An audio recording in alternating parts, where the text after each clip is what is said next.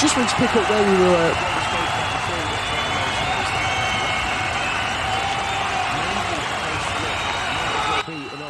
Because once again the academy is shining.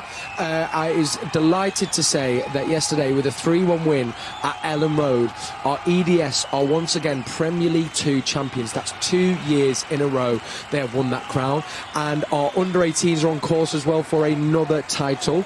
It has finished 7-1 for our under-18s against Derby County, so they have a 7-point lead and there are only 9 points left to play for, so it's looking very close to them wrapping up that title as well. I mean, Paul, that's 2 years in a row now for the Premier League 2, and I mean, I know you know the academy very well and talk about how it mirrors the first team, but there is always that importance put on winning your league. That is first and foremost priority, and the EDS are doing just that. 2 years in a row is no small feat.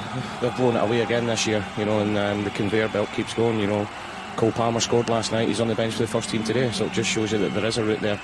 Obviously, Mbete, Egan Riley, Phil Foden, still all academy products, you know, and that group at 18s and then to the 23s, you know, there's some really, really talented boys there. The club's got it right in how they do things, the philosophy of it, you know, and I keep going back to Phil Foden.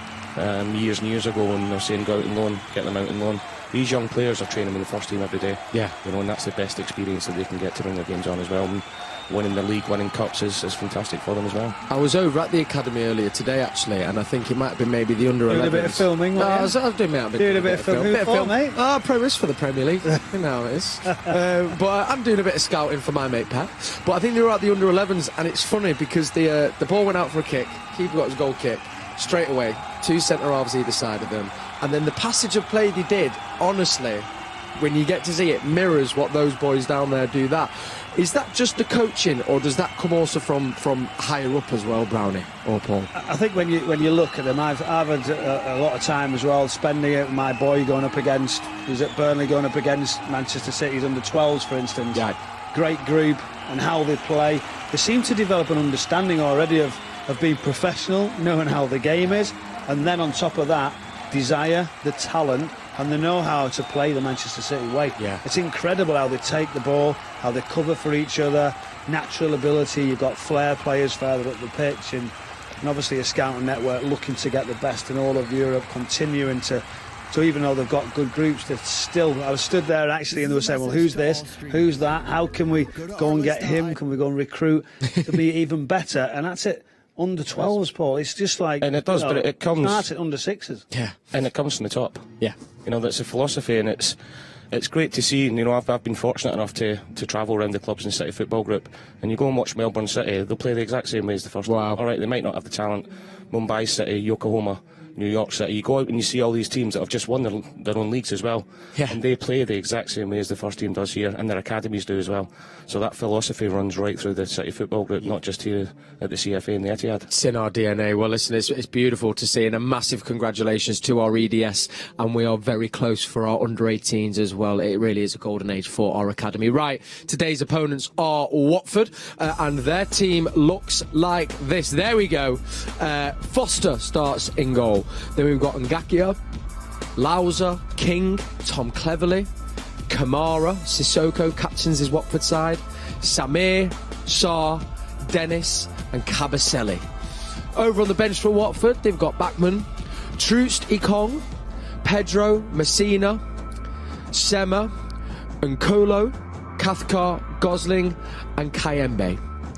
Now, Andy Morrison alluded there to, Paul, that is actually for him a little bit surprised that more attacking than he thought Watford were going to be. Do you think that's kind of what they're going to come do, or would that be more for the counter, possibly?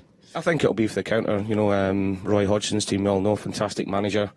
You know, still managing at 75 is incredible. You know, I was fortunate enough when I've done a little bit of management, I dipped my toe in management myself. I spent a lot of time with Roy and watching these teams and how they set up and everything else. And I would be very surprised if they're not 4-5-1, 4-4-2 or 4-4-1-1 and sit deep and looked at it in the break. But, you know, players like King, Dennis, Sarr, all get pace, all talented going forward. So we'll have to be aware of that. But I don't think it'll be any different, Brownie, than a lot of the teams that come to the Etihad and have to set up. I think the only difference as well is if it is a back four, you know, normally I think that suits Manchester City. That back five at the moment where you have that build-up, that play where you break teams down, the five's a little bit more difficult. But of all people who can play a four, It'd be Roy Hodgson. How he sets up, how he has the understanding, as you said, a possible 4-5-1, great determination. And all he does day in, day out is actually drill to his teams. Like, it's not like just small-sided games and fun. It's actually a difficult place, you know, a difficult mentally person to play for, because you have to play in that sort of rigid role and understand every single little bit of distances, closing down the gaps, don't leave any little space for people to get through. But what he's got at the top of the pitch is, once he's done that, he's got some pace, he's got a little bit of power. I'm wondering how Sissoko is going to get on in that midfield area. He brings in Tom Cleverley as well, who obviously we all know what he brings, experienced Premier League player now. But so they've got a little bit of attacking flair, a little bit of quality, but what they haven't got at this moment in time, that's why Roy Hodgson was probably brought in, is that guts and determination. They're a little bit soft, and you can see by the results. So on the good day, if they start well, they'll get a little bit of joy. But I think with this team, if you score earlier, then I think it could be a real long day for him. And he's so meticulous, Roy, that it's no disrespect, it's quite boring for the players sometimes, and how he does set up training, because they spend the majority of their week, and I'm sure it's the same now, he's at Watford, they'll do team shape. Yeah. And that's all they do, without the ball as well. Really? Position, so he'll have his back four, he'll have his distances, whether it's a 4 and 5 in front, and whether it's 2 up top. He will work all week without the ball, majority of it without the ball, on distances and shape and being hard to break down. So when you say without the ball, is that saying then obviously he'll has them where they need to move to when the opposition's got the ball, so they won't have the ball at their feet really in training? So I've seen Roy's training session. I'm not saying he does it all the time, but he'll put the youth team or the reserves or the ones that aren't in the squad, they'll have the ball. And the team that's going to be starting will be without the ball, just shuffling around all the time and being very, very hard to break down. And every player will know their job. That's the difference. They have to know the job. Yeah. Or they don't play, because that's how his system, it falls down if he doesn't get that. But I think we can't underestimate them, that they will try and play. They will get possession. We've seen in the last game, the more possession. But ultimately, there's just something wrong there at this level. He's finding it tough to actually change. But it's a great omen for Pep Guardiola. I think he's played at Watford 10 times, 1 all 10, 42 goals. So long may that continue. So difficult times for Watford ahead, hopefully. And looking, you know, we've seen their starting 11, as you say. If they play with that shape, then what is City's best way of getting in behind and kind of actually penetrating that well-drilled, strong team formation? I think you look and you sort of say the wider areas. Yeah. So generally, if you had, for instance, a Riyad Mahrez, you're saying, well, can I have a 1v1 quickly, a Phil Foden with a bit more pace? When you look at a Jack Grealish, you're sort of saying it's a bit more craft, a little bit more understanding, like we'll come inside. Where will he play today? Yeah. Do you know, at what point, Raheem Sterling, Gabriel Jesus can play wide now and obviously be more dynamic, really good in one-on-one situations. But really, if you've got Fernandinho and you've got Rodri, that allows Kevin De Bruyne to literally go all the way. Yeah. It almost be a second striker if they want to do that. So I won't be surprised if his runs are really, really high. Yeah, absolutely. I think width will be the key, whether it's Jack, Raheem or Gabriel Jesus who plays out there. Because when you play against Roy Hodgson's team, you have to move the back four around. Yeah. You know, and stay as wide as you possibly can. And it wouldn't surprise me if our wide players are out in the touchline, Brownie. Do you think with the extra midfielder, Paul, he might say to the fullbacks, which we haven't seen because he's been worried about counter-attacking Pep, so much, and that's why defensive record's so good. Well, with Cancelo and Zinchenko, will he maybe say, go on, you can go all the way? I think that they want to do that anyway, but I think our wide players will be right out in the touchline and ask questions of their fullbacks. If the fullbacks is going to come out, it's going to leave the space for KDB to make that run in behind and between the fullback and the centre half. If they stay in tight, it's a dangerous game because they're going to be getting left 1-on-1 or 2-on-1 with the fullbacks coming up and getting at them as well. Fascinating. It's fascinating, isn't it? We, of course, love hearing from you, not just through our WhatsApp, not just through Twitter, but from you guys who are lucky enough to be here at the stadium. Remember, this is your show. So we've had Stephen McInerney outside the stadium gathering your thoughts ahead of our game against Watford. It's quite a big game, given the title race at the moment, of course. We've got to win every game, it feels that way. We certainly do. Are you feeling confident about the game? Do you think we'll get a result? No nerves. at all. Absolutely none. Absolutely flawless. I think it's going to be. I'm hoping to see goals today. I'm hoping to see goals, so plenty of goals at that. We've got a very good record against Watford, so as a City fan, I start to get a bit anxious when things seem too good. Somebody just said we haven't lost for 14 games. You always feel a bit, oh. Are you expecting more of the same today? Yeah, I think so. 3 or 4-0, I think. 3 or 4-0, do you reckon? And any key players for you?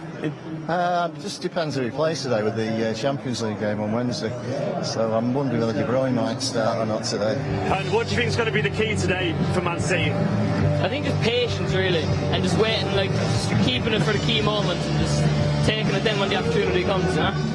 Well, you can't look past De Bruyne much, can you? I mean, the way he's been playing, he's like single-handedly sort of forcing us on every time we play. What is it about Kevin De Bruyne that comes alive at this time of the season? Because he does come alive, doesn't he? Yeah, he's just not fazed by it at all, is he? He's just a big game player, and like every game now is a big game, so he's like the closest thing I think we've got to Yaya Toure, like sort of driving from midfield all the time, just taking the game to the opposition. A little bit nervous because Roy Hodgson said he's going to park the bus, so which is going to be fun. He wants to make it difficult, so but I think we'll beat him. Come up from north of Scotland, next Saturday. Have you come down today as well? Yesterday, last. That's a long drive for today, mate. Yeah, no, 400 miles. 400 miles. Yeah, we're going to see a City win today as well. Yeah, hopefully. We'll switch towards Watford. It's over a high-scoring game. I mean, we have got a good history, of course. We've got an 8-0, a 6-0 in the final recently. Exactly. Are you expecting something similar today? I was hoping home 3-0 plus, maybe 4-0 at home for.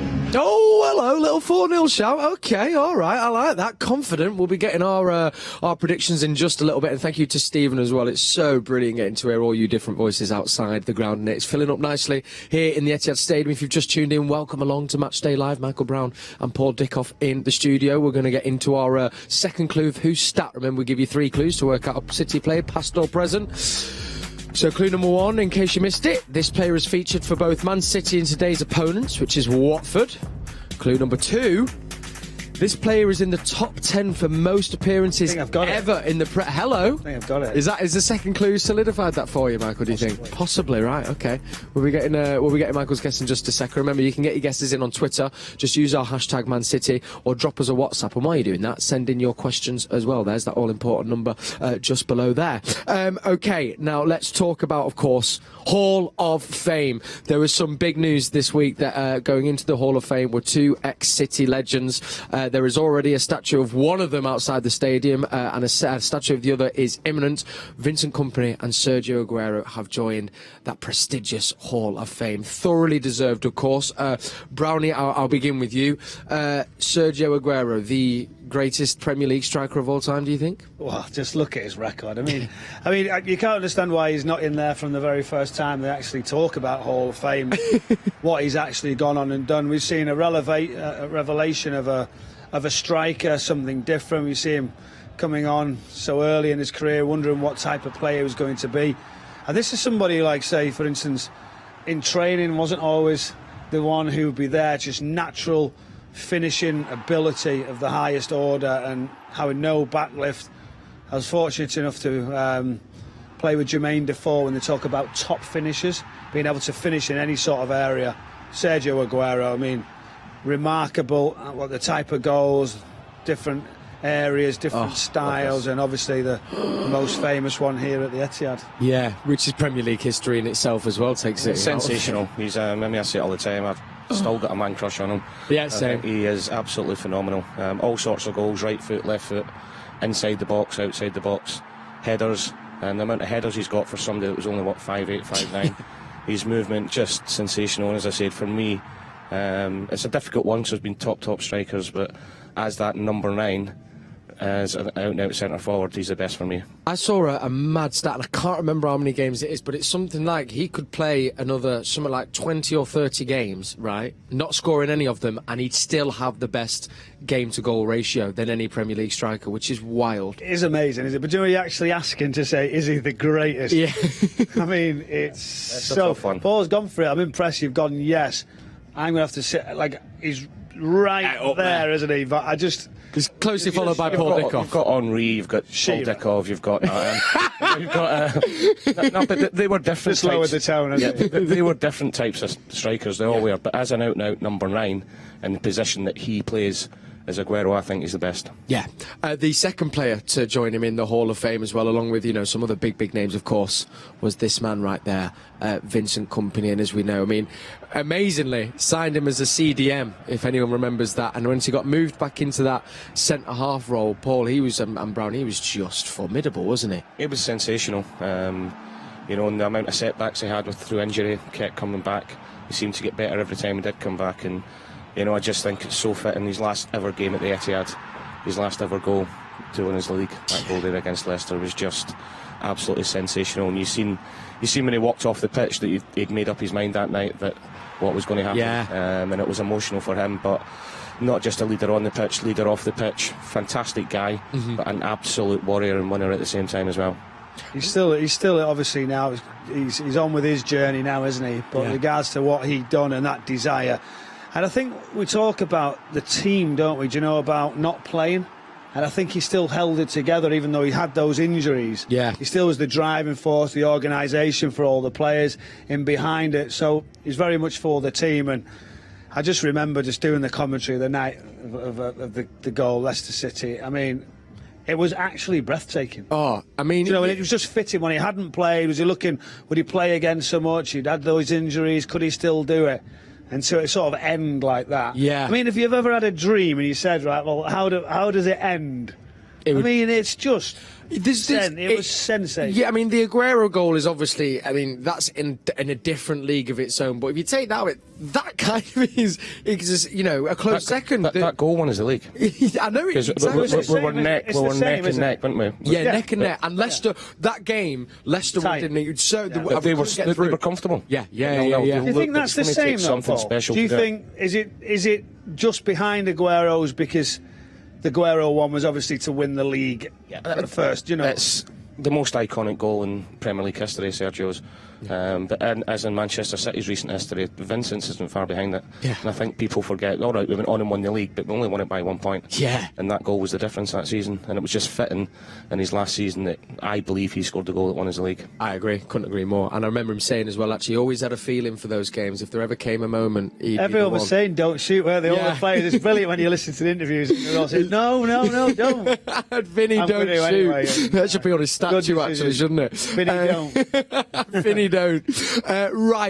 Now, of course, as we know, this year we are celebrating a very special anniversary. Speaking of that goal, it's 10 years since that goal. Don't forget, Manchester City are putting on a very special event around that in a few weeks' time, so keep your eyes and ears peeled. But we're also bringing you a very special 93-20 documentary. We can show an exclusive clip from it now, and this involves a man who I'm so happy he came back because I think we wouldn't have won the league without him, Mr. Carlos Tevez.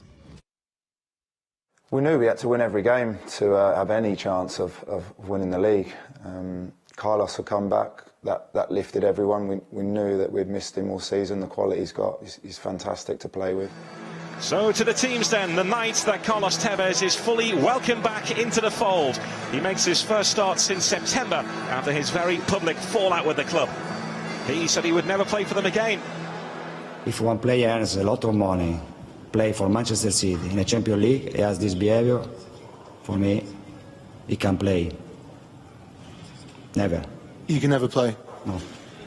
When he eventually came back, and it was hard, we had to kind of broker those conversations between Roberto and Carlos because it was a bit of an uneasy truce. But I remember sitting with Carlos in my office, and I genuinely saw somebody that I think felt he'd made a huge mistake. There's Carlos Tevez.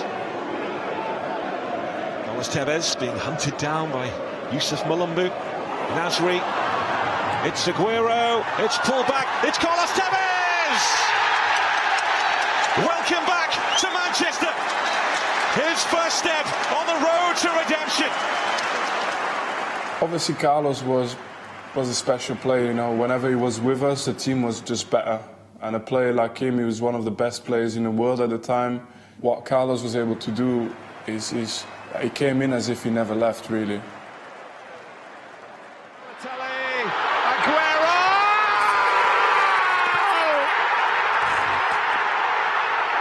I swear you'll never see anything like this. just never gets old hearing that commentary. Goosebumps every time. And you've seen the date there. I cannot wait for that, because that is when this documentary is going to arrive. That is our 93 documentary from City Studios, coming very, very soon. Right, yesterday the EA announced its 40-man shortlist for the Team of the Year. Of course, we're always hoping to see a few of the boys in blue in that team. There's a few on that shortlist, but in honour of that, we asked today's studio guests to put together their EA Team of the Year from players that they think deserve a place in that starting 11. So, Brownie, shall we have a quick look at your one? I can't remember now. Oh, well, let's. It's a I long think we time can. ago Let's. Either that, I'm going to be reading it out loud. Let's hear it. Okay, so you went for Edison in net.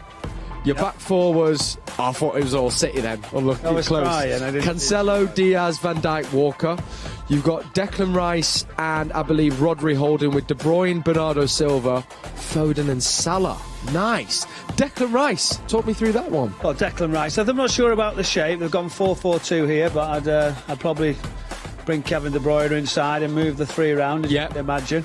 But Declan Rice, I think he's one I've watched progress. A lot of talking about where he can go. Maybe in the summer, will he be one that teams want to watch? I thought he was excellent in the Euros. I thought that really defined him, and he's been getting stronger and stronger for England. And then you've watched him with West Ham, how their side have gone on and progressed. And I think he's really good as this holding midfield player where he can fill the gaps. He's great on the ball. But I've been really impressed with him as well when West Ham are at 0-0 or 1-0 down, how he then starts to drive forward. He leaves that position. I think he's getting better and better. Real dynamic. He can create. And I think he's an all-round midfield player. I think he's really a one to watch. And I'm sure West Ham are going to do really well to keep hold of him. So I think it says a lot there as well. I think more or less, and this is what I mean. We'll come to Paul's team in a second as well. But I thought it'd be hard just to look past City or Liverpool players. That kind of, I mean, the majority are, but it says a lot that he's kind of also put himself in that pot for yourself. Yeah, for sure. He's put it in that plot. You look at different players. Mikel Antonio's done well, hasn't he, for West Ham this season? Ward-Prowse. I mean, the list goes on for people. And really, you should sort of say, well, the successes with Manchester City, with Liverpool and Chelsea will go on and win trophies, and the others should get that recognition. But it's really difficult when you actually put that team ahead and say, well, I'm not going to use any of Manchester City or Liverpool. But City, no doubt, you look at, obviously, the selections there, that's there for all to see. It's quite straightforward. Kevin De Bruyne is always in and around it. Wonderful. Bernardo Silva. Rodri's got better and better.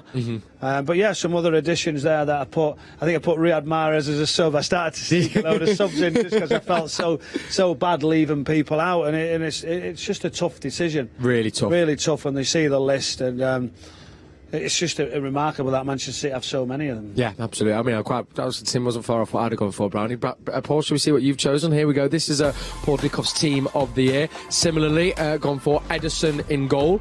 A back four of Robertson, Diaz, Van Dijk and Walker. It's a 4-3-3 there. Rice holding with Bernardo Silva and De Bruyne, and then Kane, Foden and Salah. So over Brownie straight away, you've gone for Robertson over Cancelo. I had to get a Scotsman in there somewhere. You did. It was, I can't believe you even asked him that. It was so the flag's there, obvious. A little bit like Brownie, I wanted to mix up a little bit. You could quite easily have had an 11 of Manchester City players in there. And fair play to Liverpool players as well. But agree with everything Brownie said about Declan Rice. I think people call him the CDM, defensive midfielder. He's an all-round box-to-box midfielder now. He drives that West Ham team on, and I just think for somebody so young, he plays with such a maturity. And he's a top player. Robertson obviously loves bombing forward, creates a lot of assists. And then Bernardo Silva, KDB speak for themselves. Of course. Had to get Phil Foden in there. Yeah. I think he's been sensational, and he's just going to get better and better. Mo Salah, one of the best. It's hard not to get Mane as well, isn't it? You look and you've Harry Kane, and then, another one. Harry Kane for me, since he got his little blip at the start of the season out of it, he's just been sensational. Not just as a number 9, dropping in goals, assists, the influence he's got in that Tottenham team. Yeah. But yeah, difficult to pick. The guys watching haven't seen the list. You could have picked about 4 different teams, and it would still been as good and been as strong. Yeah. If you want to see the full. Who would you have picked then? Would you have picked anyone in particular? And we're asking you. No, I think to be fair, no, those would have been it. The toss-up would have been between the fullbacks. Really, I was trying to think. Because you can't. It's also hard to look past. If you're honest, Trent, I think, is one of the best ball players and passers of the ball I've ever seen. I'd always think I'd have Walker, but then I think I would maybe have to counter it with the natural left back with Robertson, maybe. But more or less, I'd have. You could do a full show, couldn't you? Talking about the team from this season regarding all the picks and have a look who was on the sheet. I mean, it's remarkable when you see the list, isn't it, of what you actually got to go on and pick. And we're both the Diaz in there, but I think Laporte's been absolutely outstanding this season as well. Yeah. So I think John Stone's done there's not a lot. There's not a lot between the teams and the players at all. The show would probably be, if we take Liverpool's 11 and City's 11, how do we choose who's better? Because I think, they have been just streets ahead of everyone else in the league, but it says a lot about Declan Rice, as you've said. Right, we've got, just under 10 minutes until we'll be parting ways and handing over to Alistair Mann and Andy Morrison, who have got commentary for you on the Manchester City app. But before all of that, and of course getting final thoughts from our guests, we've got a very special guest joining us at the Etihad today, and not just at the Etihad. It's an absolute pleasure to welcome him on to Match Day Live. He has been down at pitchside. You're not going to believe the name I'm about to say. It is the one and only Paolo Wanchope. I'm down here at pitchside with one of my biggest Manchester City heroes, Paolo Wanchope. Paolo, it's been nearly 20 years since you scored a very big goal at this stadium against Newcastle. What's it feel like to be back in Manchester? Yes, I'm very excited because I'm here with my family, and actually this was the corner that I celebrate against Newcastle. Yeah, obviously the club's changed quite a lot since then. Things have moved on. What's it like now as an ex-Manchester City player seeing this Manchester City side and all these world-class players? I mean, it's great. It's great to see a great manager over here and great players, and just to see how the club is going forward. The club is doing really well and it's doing great. And I did have the chance to see the game against Atletico de Madrid in Madrid. So it's nice to see them going very strong in the Champions League. Yeah, of course, and as well in the Premier League, it's a big game today. Watford are struggling a little bit, but this is still a massive game for Man City. 6 games left in the Premier League. It is because Liverpool is only 1 point away, so we need to, they need to keep concentrating and trying to win every game and to be concentrated every time. And finally, Paolo, I want to say we're playing a false 9 formation today. How many goals do you fancy you score in this Manchester City side? Well, things is easier to, when you play alongside good players, for a striker is just to be there and be ready for the pass. You get at least 30, mate, I reckon.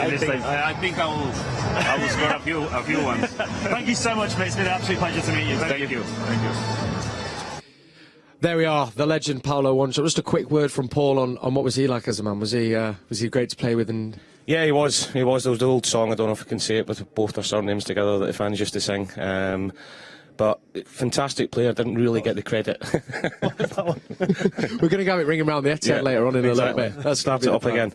But super talented, strong as an ox, quick. But an all-round good guy as well. He doesn't look as if he's aged at all either, so he must be doing something right. Ready to jump straight into that team. Right, before we get final thoughts from our guests in the studio, final clue to bring you off whose stat. We'll be revealing the answer of this at half-time, so make sure you come join us. Clue number 1 was he's featured for City and for Watford. Clue number 2, he's in the top 10 for most appearances ever in the Premier League. And clue number 3, final one, is this player holds the record for the most penalties saved in the Premier League. The second and third clue are a little bit weak. Come on. The first one was good. The second one just sealed it straight away. And the third one's just sort of give everybody it. Producer Darryl, that's who you need to pull. Darryl again, isn't it, with his quizzes? You know what gives it away? Is the picture. It's the silhouette. I think maybe an improvement will just go a general silhouette, shouldn't we? Yeah. Noted. You can't get the stuff on the show sometimes, I tell you. No, we love. There's a massive team that work behind the cameras that are crucial to the show. I bet we get to see Darryl at half-time. But we do love them and we thank them very much. Right, if you've just tuned in, not long to go till kick-off. We're taking on Watford in the Premier League, and these are the starting 11s. Manchester City's looks like this.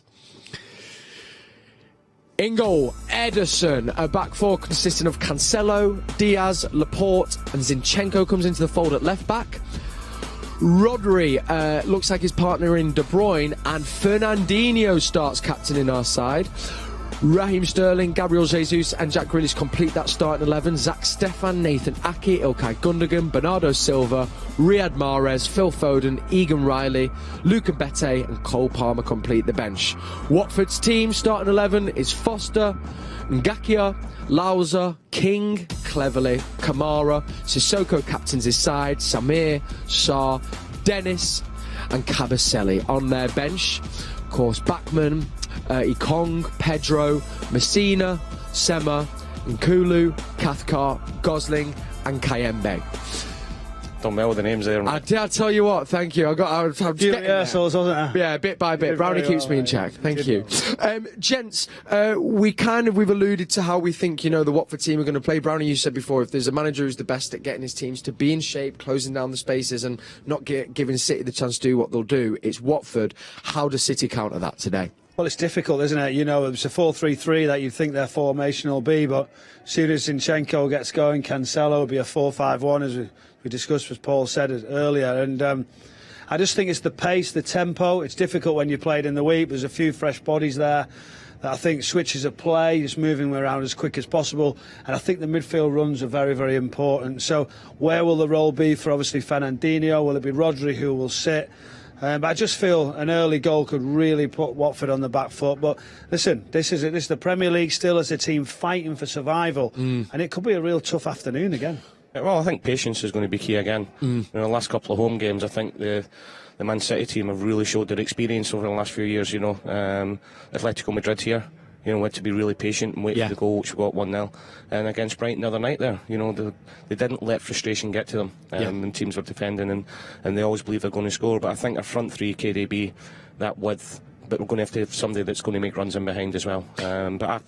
As always, I'm predicting a comfortable win. And we'll get predictions in just a sec. I don't want to chance this again, Brian. I'm not saying it's going to be early as in 5 minutes, but if he was to get that goal, if you look at Watford's current form, I think they're winless in the last 8. So will that, do you think, be in the Watford's players' minds? And if that goal, we do manage to get it early, touch wood, then actually it could kind of seep into that nervousness and kind of they'll carry on in the form that they've been possibly, Paul. It is, and it's a team that, look, they're fighting for their lives. There's still within, they've got a slight chance of staying up. Yeah. So they'll be wanting to keep it as tight as we can. But if we do get an early goal, and I hope we're not tempting fate because all three of us have just said that now, their edge could go down and then it's just a case of how many. But I do expect it to be a tight game, especially the first 20-25 minutes. Yeah. I think as well, do you think having the two holding players, Brownie, that you were saying it's actually going to give De Bruyne, usually we see him trying to cover, but it might actually just allow him to give him full freedom to go and run the show? It could go everywhere at that point for me. And it's not just any holding midfield player. Rodri this year has been exceptional. He's understanding his role so much. But when you've got Fernandinho, he's the best at sniffing the danger. Yeah. So his legs now might not be as good as they were, but his brain's possibly is as good as possibly can. Yeah. And he sees it. He sees how the game, the outcome, the positions, what's left behind when you make those runs. And I feel that experience there will be key. So you're going to have a lot of football. So straight away, Fernandinho will be fine. It's not as if you're going to be chasing and need to get the ball back as much as possible. And I think it's a good blend, and I think it allows him to get forward. And in the wider areas, Jack Grealish, Sterling, Jesus, go right on, go at people, commit. And I don't think you shouldn't need to worry too much about the counter in this setup. What's your score predictions then, gents? We've got just under a minute before the teams come out. You can see him in the tunnel. What are you thinking, Michael Brown? Well, I was just mentioning, wasn't it, 42 goals to 6 or 4 or something, Pep Guardiola against Watford. So it's such a difficult one. I thought I had it the other night and lost out right at the last second. Right at the last. So I'm going to I'm going to go 3-0. 3-0 from Michael Brown. Yeah, we'll go 3. So I'll go 3. Mr. Dickoff? That's quite simple for me. 4-0 comfortable win. Love that. Love that, gents. I'm thinking. Have you got one for us, or you? But I was kind of probably both in your ballpark again. You know me. Thought so. Yeah. Always. Now, if you've just seen as well, Spider, quick final word from us. We played it out at the start of the show, but the boys in blue are going to be coming out in this very special design top by Puma. And why do I say it's special? Well, this is actually made from fully recycled materials, which of course is a wonderful thing and something I think we all need to be doing and looking at a little bit more. And guess what? You can get involved with it as well. It's a great initiative from Puma. You can actually donate your old kits and they will then turn them into new ones. And as we know, there is a massive problem with the fashion industry at the moment and of course the waste that comes with that. So if we can find a way to counter it, like initiatives like these that Puma are doing, then I think it's something we should all get involved with. They look great as well. The boys are ready. So without further ado, let's hand over to Alistair Mann and Andy Morrison, who have got your commentary. Final thing from me, come on City. Well, thank you, Kel. Welcome to the Etihad Stadium as the Blues seek to extend their lead at the top of the Premier League to 4 points. It was a nervy home crowd on Wednesday against Brighton. Supporters willing their heroes to reclaim top spot after Liverpool had snatched it the night before. All the tension, though, was released in the second half by the opening goal, and by the time Bernardo Silva added an exquisite third, the City fans were at last able to truly enjoy watching another thoroughly professional display against an awkward opponent. Well, today the Blues are up against a side who could be forgiven for expecting the worst today. City have won their last 14 games against Watford, scoring 53 goals in the process, 8 of which came in the Hornets' last visit here in 2019. There is really no logical reason why the relegation-threatened visitors should cause an upset today, but it is the time of the season with so much at stake at both ends of the table that logic has no part to play. It's now about trusting your instincts, believing in the process, and having faith in the teammates who've brought you this far. The Blues were impressive in midweek, shutting out the outside pressure. They recorded another vital victory. That same mentality will stand them in good stead as they try to tick off the wins, which will hopefully take the Blues to a third title in a row. Well, Pep Guardiola is a master of selection and continues to freshen up his pack, mindful of the challenges which are presenting themselves every few days. He's made 6 changes today, as in come Ruben Dias, Alexander Zinchenko, Fernandinho, Raheem Sterling, Gabriel Jesus and Jack Grealish. John Stones and Kyle Walker are still nursing knocks, so CJ Egan-Riley, Romeo Lavia and Luke Umbete among the substitutes. There are, though, options aplenty, with Riyad Mahrez, Bernardo Silva, Phil Foden and Ilkay Gundogan all available if required. Well, Roy Hodgson has made 3 changes to the team that late were beaten by Brentford last weekend. Kiko Femenia and Juraj Kucka are both missing. João Pedro drops out to the bench, so Jeremy Ngakia, Josh King and Tom Cleverley come in for the visitors. And alongside me is a former City captain in Andy Morrison. Andy, it was a nervy Etihad Stadium crowd. They really wanted the Blues to come out victorious, but how well did the Blues players cope with that anxiety from the stands? They did what they do, and that was to keep the ball, move it quickly and wait for openings, and that's what we've had to do this season on many occasions where teams have sat in or whatever. Brighton actually didn't sit in. They caused us a different kind of problem. Took us a bit of time. There was a little tweak at half-time where Cancelo went back to the left. I thought that stretched the game and made it much more open. But we've got to be patient in every game, and it's the Premier League. Every team that come here want to leave here making an impression, so this will be no different. It'll be a tough game today. What do you make of there being 2 holding midfielders, not just the one?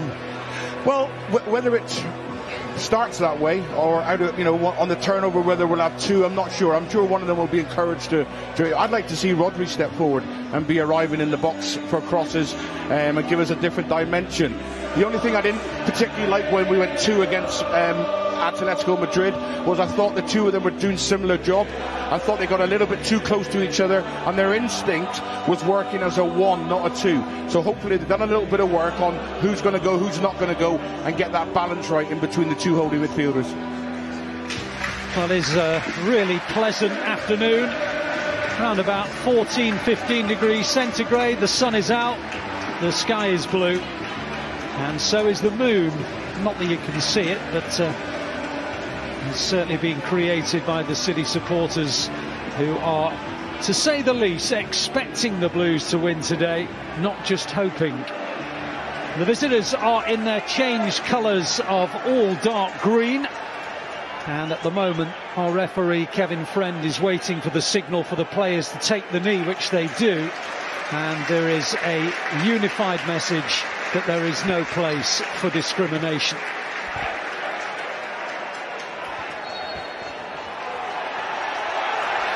Well, when the Blues last faced Watford, they climbed to the top of the Premier League table for the first time this season. That was back in December. They lost top spot for 24 hours in midweek. They are in no mood to give it up again. They're up against a side who can genuinely be called their favourite opponent. So many big wins, not just wins, but big ones against Watford. But this is the time of the season when nerves can play their part, anxiety can transmit from the terraces, and it is all about doing the things that have got you this far and can take you to the promised land. Pep Guardiola's already at the edge of his technical area, and Andy, just looking at the way Watford have set up, they do look bold today, don't they? They do, yes, and it's a back four. You know, if we can narrow that back four in, that's where our strength is then, on the outside, Sterling and Jesus. But no, they're come to have a go. And they've already won a free kick deep in City territory, but actually it's not a foul, which it would have been, but the flag had gone up for offside. It was an interesting one because Zinchenko was ever so slightly out of position, and all of a sudden Watford were just bursting clear down that City left. And it was Ismaila Sarr who had just got beyond Zinchenko. There was a feeling that had the flag not gone up for offside, that maybe Zinchenko might have been booked for the challenge. As it is, of course, the incident had been bypassed, or overruled, so to speak, by the fact that Sarr was in an offside position. Well, Watford have an injury problem already. It looked an innocuous challenge. I can't really see some contact there, unless when he actually twisted, whether he's picked up an ankle ligament injury or something, but it didn't look anything. But there was a threat in behind there, you know, immediately, straight away. Dennis, Sarr and King. You know, King's got he's got a great knowledge of the game, so he's going to bring people into play. He had a little battle there early on with Diaz, and he looked strong. And the threat from the two widemen, Sarr and Dennis, is going to cause us different kinds of problems that we're used to. But it will be counter-attack, you know, so we've got to be making sure that we stop them passing lines early on. The two screens should do that. Well, Ismaila Sarr hobbles to the side of the pitch. The upshot of all of that is a City free kick, because it was an offside against Sarr before he just got beyond Zinchenko. Roy Hodgson is sat deep in his dugout chair as City build from the back with Aymeric Laporte just near the centre circle. He pops a lovely ball out to Zinchenko in the left wing position. It was towards Raheem Sterling. And just looking across, Andy, it seems as though today's false nine is Raheem Sterling, Andy. Yeah, it started that way, but I think we might see that Jack Grealish is it now, because Jack just floated back in there, and Raheem, he just found himself in a position. But it will, they'll interchange, all three of them at some point. You know, at this moment in time, it looks like a 4-4-2 with Kevin De Bruyne through the middle. Well, all of a sudden, Kevin De Bruyne is now the furthest man forward. De Bruyne in this terrific run of form in front of goal as João Cancelo pops in a cross. It eludes everyone. Zinchenko keeps it alive at the far, and City are one up already. Gabriel Jesus turns it in. It is the ideal start for City, and if there were any nerves, if there was any anxiety, it's been dispelled within 4 minutes. Far too easy. It's a second phase from the cross. You know, I often say about putting balls into the box. We don't put enough balls into the box because it's not the initial one. We're not going to win that ball, but it goes out the back. Zinchenko picks it up, fabulous first touch, and then drills it across. We look here, we get the switch. Now we tend to turn that cross down, but we put it into the box, keep it alive. Zinchenko comes around the back, puts it into a really dangerous area, 1-0. Don't turn down crossing opportunities early when teams aren't quite organised. That moment there now, they're stretched, they're all over the place, they don't know where their markers are, and Jesus finds a little pocket. Fabulous start. A wonderful start, and Gabriel Jesus scores for the 5th time against Watford. And those of you who are regulars to the City app will know that in a game in which Gabriel Jesus has scored in the Premier League, he has never been on the losing side. And we're talking about now, he's been involved in 42 wins and 3 draws in games in which he's scored in the Premier League. So it is some record to maintain. And the Blues in front already. And Watford, who've come here to attack, they're not coming to sit behind and hope for something on the counter. They've come to attack. I suspect there might be quite a few goals in this game if the opening few minutes is anything to go by. Yeah, it was, listen, not being clever after the event, Ali, but the back four was so narrow early on, and City find that so easy to exploit against the back four when they narrow in. You know, with Kevin De Bruyne finding little pockets which attracts a fullback, we then get the diagonal ball, and there we are again. They're in all sorts of trouble. They are, as Zinchenko prods it in towards the run of Sterling, and Watford are forced to concede the game's first corner, and the Blues are absolutely up and at them. Well, you have to say that there is no logical reason why you could predict anything other than a City win today, and what we've seen in the first 6 minutes is that Watford are struggling just to get a foothold here. De Bruyne is going to take an in-swinging corner. There's a posse of players near the penalty spot, and surely that's where the ball is going. It's headed away by Dennis, and then a good tackle by Jesus, and it goes out for a goal kick. It's worth reiterating that City have won their last 14 games in all competitions against Watford, and no side in English League history has ever won 15 games in a row against the same opponent. Can City break yet another record today? Well, they've started in the right manner, and Roy Hodgson is already sat deep in his chair pondering how to find a way of getting his team back in the hunt. Anyway, here come the Blues again. Well, they were briefly, but it's clobbered away, and all the way to Ederson. In fact, it was a hopeful ball by Kamara, the Watford left back, but Ederson was always the favourite.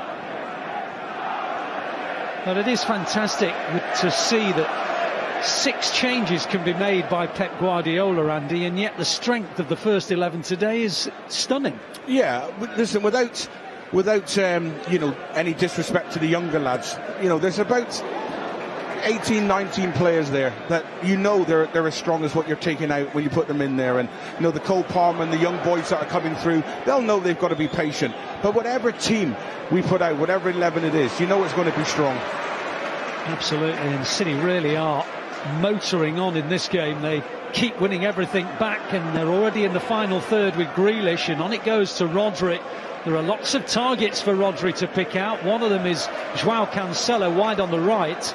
He's playing at right back today. Zinchenko at left back. Zinchenko's already got an assist. Fernandinho's in the box, and his cross is just too close to the veteran goalkeeper Ben Foster, who at 39 continues to be the custodian at Watford.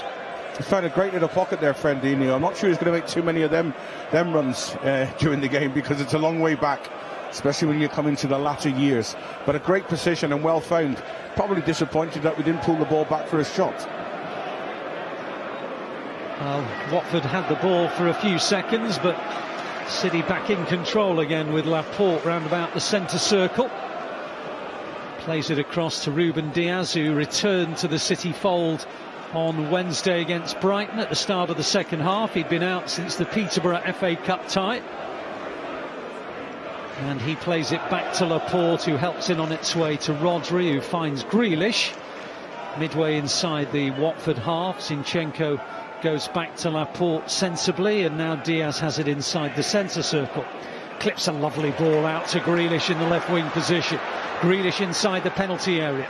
Plays it out towards Rodri. Rodri clips it in towards Joao Cancelo. City with bodies to aim for. Low ball in is cleared for another corner. Too easy, Ali. It's just too easy, isn't it? Unless something comes from the sideline, Watford are going to be in a lot of trouble today. The shape they've gone, it's the poorest shape I've seen probably this season. It's disjointed. Nobody seems, there's no intensity. They're not pressing, and it's a great opportunity for City to put this game to bed very, very early, unless Watford do something tactically very quick. Well, let's not start counting the chickens, as they say, but if the opening 9.5 minutes is anything to go by, there are plenty of goals here for City, as the corner is cleared and out for another one. It's going to be De Bruyne taking the outswinger this time. Grealish is close by, but don't think he's going to get it. Goes instead to Zinchenko, back to De Bruyne again, on to Grealish, and He can't quite get to the ball, and then he makes a great tackle right by the corner flag, and he plays it into De Bruyne. De Bruyne hits it in low, and it reaches Fernandinho, who I think was shooting, but forgive me if he wasn't. He went out for a throw. It's Fernandinho, so I'm going to say it's a cross. Yeah, okay. Yeah, again, great pressure, great recovery tackle from Jack Grealish, showing a great appetite early on in the game, and again, another opportunity. Watford can't get out. Well, they can't get out, Watford, and with all these poundings that City have given Watford in recent years, let us not forget, of course, they even hit 6 in an FA Cup final in 2019 against today's opponents. It is a genuine opportunity, perhaps, for the Blues to even improve their goal difference, because, let's face it, City are 5 behind Liverpool in goal difference, and you never know. Might be a day to fill your boots. Yeah, it is, and obviously that second goal, Ali. The second goal frees up everything. Not that we need that license to go and express ourselves, but the second goal knows that one mistake and it's not going to cost us. It's another City corner. It's an in-swinger. It's headed up into the air. Diaz tries to win it. It's cleared as far as Jesus on the edge of the D. Zinchenko sensibly out to Joao Cancelo. Joao Cancelo's got himself into a hole, and Watford are on the counter. What a chance for an equaliser. They're through on goal. They're one-on-one. That is a brilliant, brilliant tackle. Alexander Zinchenko, as good as a goal, Andy. Brilliant tackle, great recovery, and Cancelo's got himself into trouble. It's just that, again, that second phase from a corner, we just get you in a little bit of trouble. We find ourselves quite vulnerable at times if we don't get the first decision right, and it probably should have gone straight back to the keeper. Well, it was a dreadful error from Joao Cancelo, one of the most reliable players around, but Zinchenko came to City's rescue, and the Blues are grateful that he did. Anyway, normal service resumed. The Blues on the edge of the Watford penalty area. It all came about because the corner was cleared. Joao Cancelo decided to go across the pitch, something you're always told not to do as a young player. And he ran into traffic, and there's plenty of pace in the Watford side, and they were trying to exploit that pace then, but out came Ederson to get there in front of Josh King. But to be fair to Watford, they've come here to have a real go. They're not going to go down without a fight, and with the pace of their front three, it's a threat. So we don't want to bring our own problems on by poor decision making. And I guess fabulous reading of the situation by Ederson. So good, because I do think King might just have half a yard there on Diaz in behind. The quality of the ball was right. The keeper's done magnificent. Yeah, it was a good decision by Ederson to come out early. Anyway, Joao Cancelo's now where he likes to be, in the right wing position, but he's stopped by Camara. And the ball is with Sissoko, and he's given it away to Fernandinho in centre field. Now Sterling has it. He goes towards the edge of the penalty area and darts into the penalty area. Outside it goes to De Bruyne. Cross into Jesus. Foster's there to claim. This is a heck of an open game. I think the manager will be happy with it being open. It's just cutting out those little errors. It's a great bit of play here, but the turn of pace here. And once you get in there, any little contact, you can't take a chance. Into a great area, again by De Bruyne.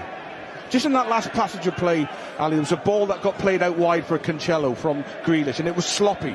It was a slide tackle come in, and they turned over possession. And it's just that. Don't allow this, how simple the game feels at this moment, allow you to become complacent. Keep your standards really high and move the ball crisply, but always respect the fact that you're playing against a Premier League team. It isn't that easy, although it feels like that at times. And then them sloppy passes come in. Well, they have the pace of Sarr, Dennis and Josh King, Watford, in their front three. So if there is the possibility of a transition, a turnover, Watford certainly have the pace to exploit it. Anyway, the Blues are in control again with Rodri in centre field.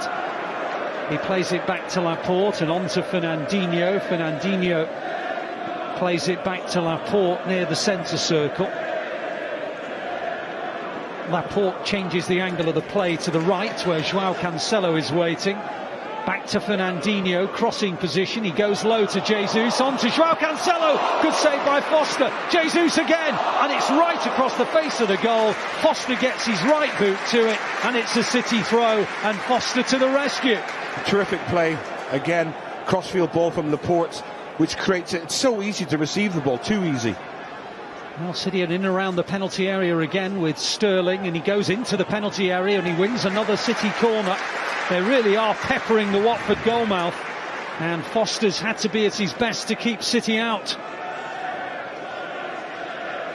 It's a good hit from Joao Cancelo, and then it was a good cross from Jesus, and City have now won corner number 5, would you believe, in the 15th minute.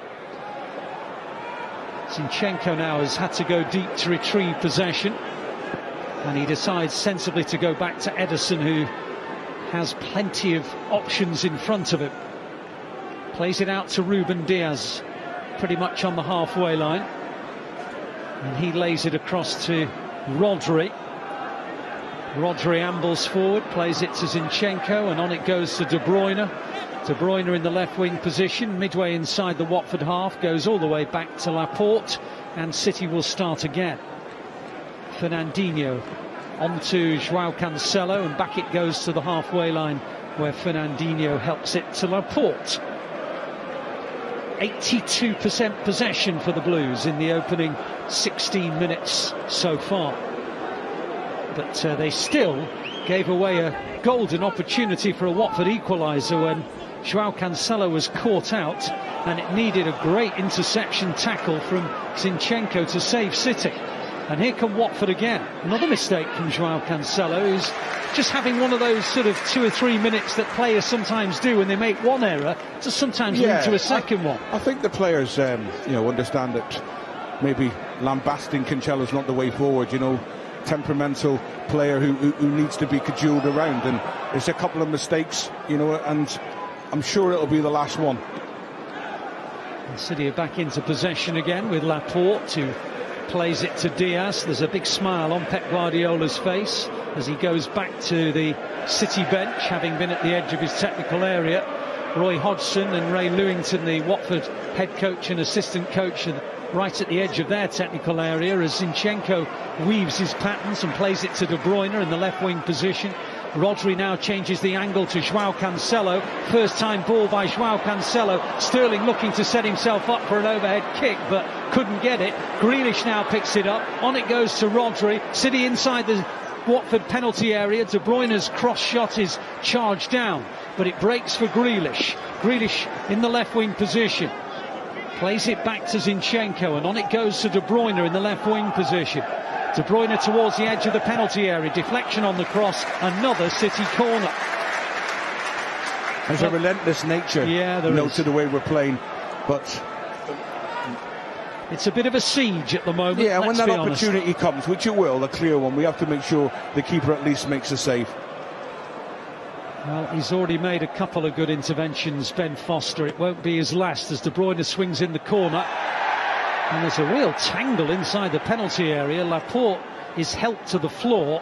Don't think it was enough for a penalty. VAR would check it, but I'm sure they won't give anything. And it goes out for a goal kick. Just a coming together. Strength. No.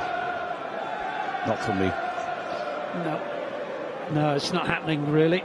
Just looking again at this replay that showed when Dennis was through on goal, and suddenly from nowhere Zinchenko makes the most beautifully timed tackle. It was so important that he did as well, because out of nothing Watford was suddenly bearing down on the Ederson goal. Joao Cancelo's now under pressure from Josh King, and Watford have won a throw 2/3 the way inside City territory. Pep Guardiola is furious. He bangs the floor, bangs the turf with his hand, and is exasperated. Watford have a throw. They don't really have any options, so City look favourites to win it back, which they do. So Watford have it in their left wing position. Dennis tries to get down to the byline. He's done well, actually. He's done very well, and in the end his cross is blocked. Watford claim a handball, I think, against I think it was Joao Cancelo who's on the deck. Don't think they're going to get anything, and Watford come forward again, and they're holding the possession. City though win it back with Zinchenko, and on it goes to Grealish. He advances towards the centre circle. It breaks for Fernandinho, and that's a poor challenge from Sissoko, and he will surely get booked for it. There was no intention to play the ball, and it will surely be the game's first yellow. Sissoko's pleading his innocence, but he had a nibble on the first challenge and then caught Fernandinho on the second. I think he'll get a warning. I don't think he'll get a yellow. Well, it's just, you know, it's just a little mistimed tackle rather than anything to prevent momentum. And he's just about got away with that. There was a half claim of a handball against Rodri. It was actually, not Joao Cancelo, as Rodri made a block and then fell to the floor. But one of the distinguishing factors that prevent you conceding a penalty is whether or not you're supporting your body as you fall, and that's exactly what Rodri was doing. So by the letter of the law, it can't be a penalty. Anyway, Watford have cleared the latest City attack up towards Josh King, who manages to help the ball on, and Dennis has it in the left wing position, but he's given the ball away, and City have it with Diaz. Diaz on to Joao Cancelo, on to Jesus, who's fouled by Camara, and it will be a City free kick round about the halfway line.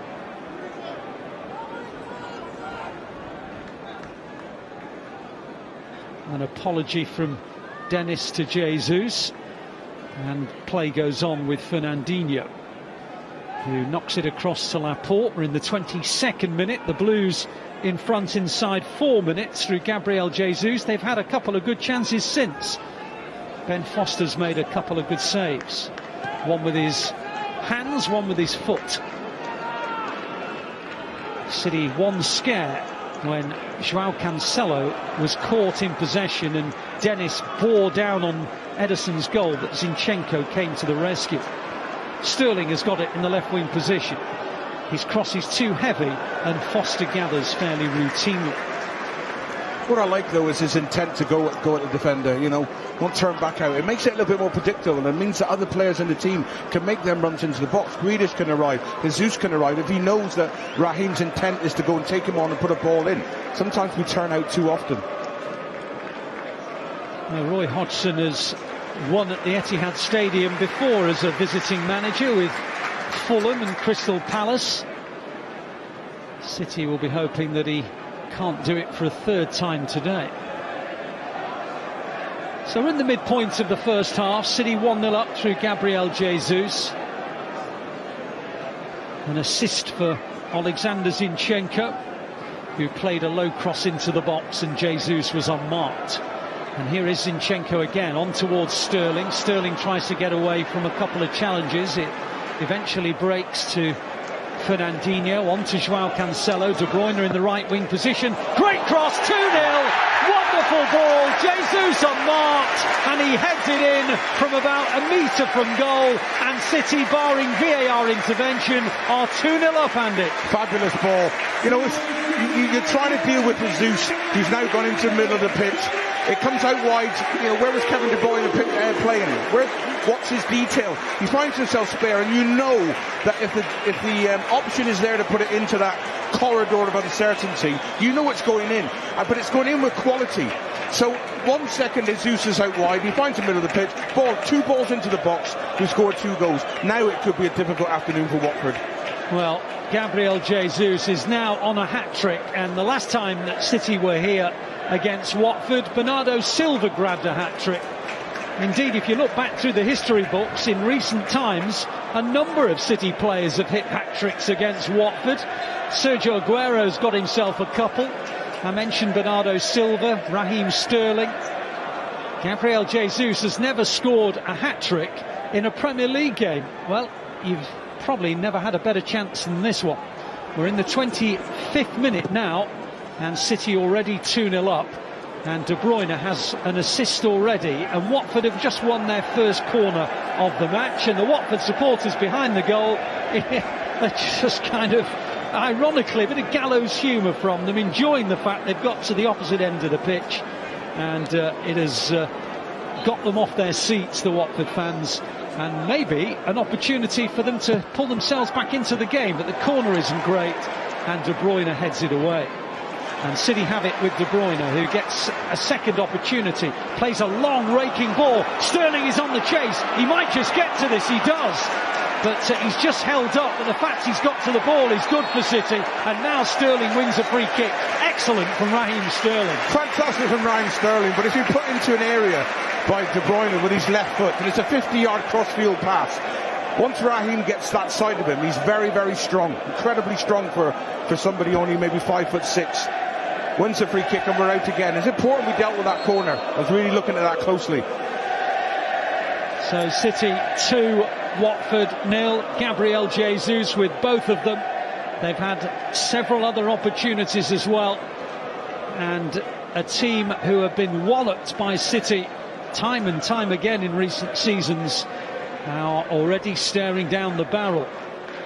City hungry for goals. De Bruyne floats in a free kick. It's headed up into the air.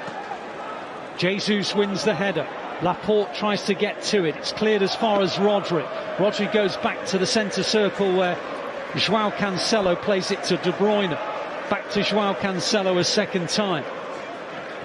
Pops a pass out to Grealish in the left wing position. Tried to lay it off first time for Sterling, and eventually it's hacked away for a City throw. Really pleased. You know, I speak often, Ali, and you'll have heard me say about putting the ball into the box a little bit more often, because it's not always that first ball that you win. The second goal comes from a fabulous ball, but keeping the ball alive on that second phase, then teams aren't quite set in their little pockets, just causes a different kind of problem, and really pleased today to see this.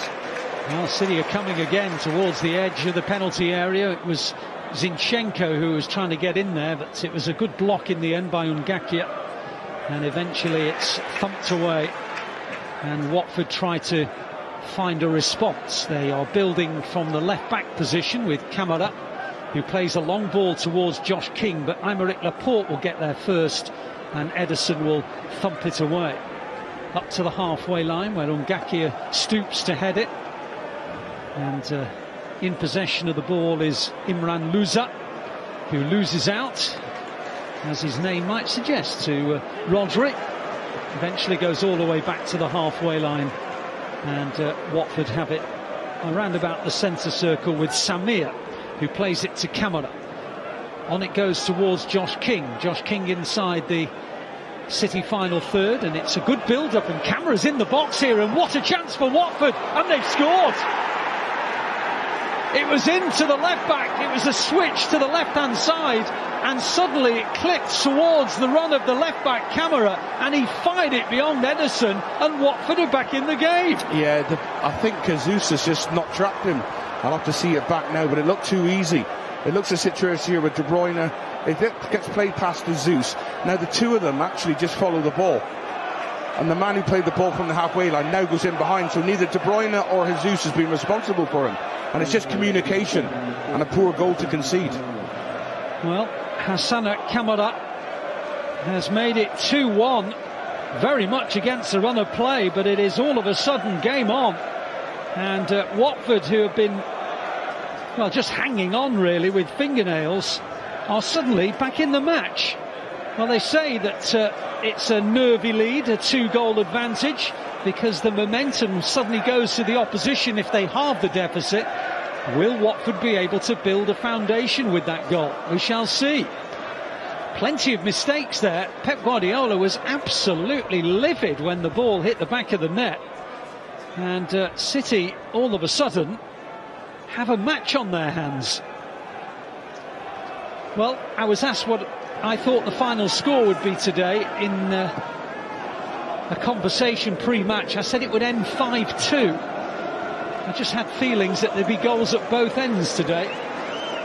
Well, we'll see whether or not I'm right, but those who predicted it will be something nil today, I'm afraid, are wrong. And here they come again, Watford, trying to get to the ball is Dennis, and he's got beyond De Bruyne, and he theatrically falls to the floor, and the referee just has to give him a free kick because eventually he went to the grass. I don't think there's anything wrong with him. In fact, there isn't. He picks himself up fairly quickly. So it's a free kick to Watford, just inside their own half. And Watford are back in the game. City 2 up through goals from Jesus. But Camara, with his first Watford goal, has made it 2-1. And they're inside the City penalty area, but City will get it away through Joao Cancelo. It's headed back in towards Diaz, who heads it away, and then Rodri clears it. Grealish is on the chase. I don't think he's going to get there, but he's going to at least try and put Watford off, and Foster has to clear it hurriedly. Header away by Zinchenko up towards Rodri.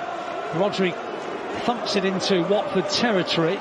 Sterling gets to the ball, and he's done really well again. He uses his upper body strength there brilliantly. Fantastic. Just the desire to get there. You know, if the defender lets it bounce, and people of that stature are able to get underneath you and then protect the ball well. Done fantastic. Just going back to their goal, Ali, it's a problem, you know, because you have your responsibilities, and Jesus is clearly responsible, but he found himself in a midfield position. De Bruyne goes and sprints out to close it down. When he goes past him, it's then, do I stay with him or am I a midfielder? They don't sort it out. There's not communication. And it just shows at any level of football the importance of communicating and making sure that everyone's tracked on their runs. Well, you made the point at 1-0, I think it was. You said when you're up against a Premier League opposition, you have to be respectful. You have to do the things that have got you to this position. City just switched off for a moment. Anyway, they're coming at Watford again. De Bruyne inside the penalty area. Plays it out to Zinchenko. Zinchenko's deep cross is going to be headed out for another corner. But when City go forward, there are goals galore. I think there's no doubt we're going to open them up. You know, but maybe that's the thinking from the manager, Roy Hodgson, that, you know, listen, we're going to be under a lot of pressure here. Ultimately, you know, we're probably going to lose the game, but let's have a go at them and make sure that when we do win the ball back, at least we can threaten them behind. And that's the threat they offer at this minute, although they look wide open to me. And City have got yet another corner. De Bruyne will swing it in, or swing it out, I should say. It's on the right-hand side. And Fernandinho went towards it. Jesus hits it, but it's over the bar. He was the man waiting on the edge of the area for a clearance. He just couldn't quite get it in. Great corner, worked on the training ground. Obviously, not the final shot, but the movement from Fernandinho into a little pocket. There was a couple of blocks that happened in the middle of the goal, which allowed, and the ball was perfect. He just couldn't quite get there. Inventive, though. Nice to see. Well, Pep Guardiola is sat in his dugout chair alongside Juan Malilo, and he was absolutely furious when Camara brought it back to 2-1. Not just the fact that they scored and obviously had a goal to give them hope, but the way in which it was conceded as well. City all of a sudden have got a game on their hands and a slender, not a healthy advantage. Anyway, Zinchenko couldn't keep it in play on the far side, and it's gone out for a Watford throw. City can't get sloppy.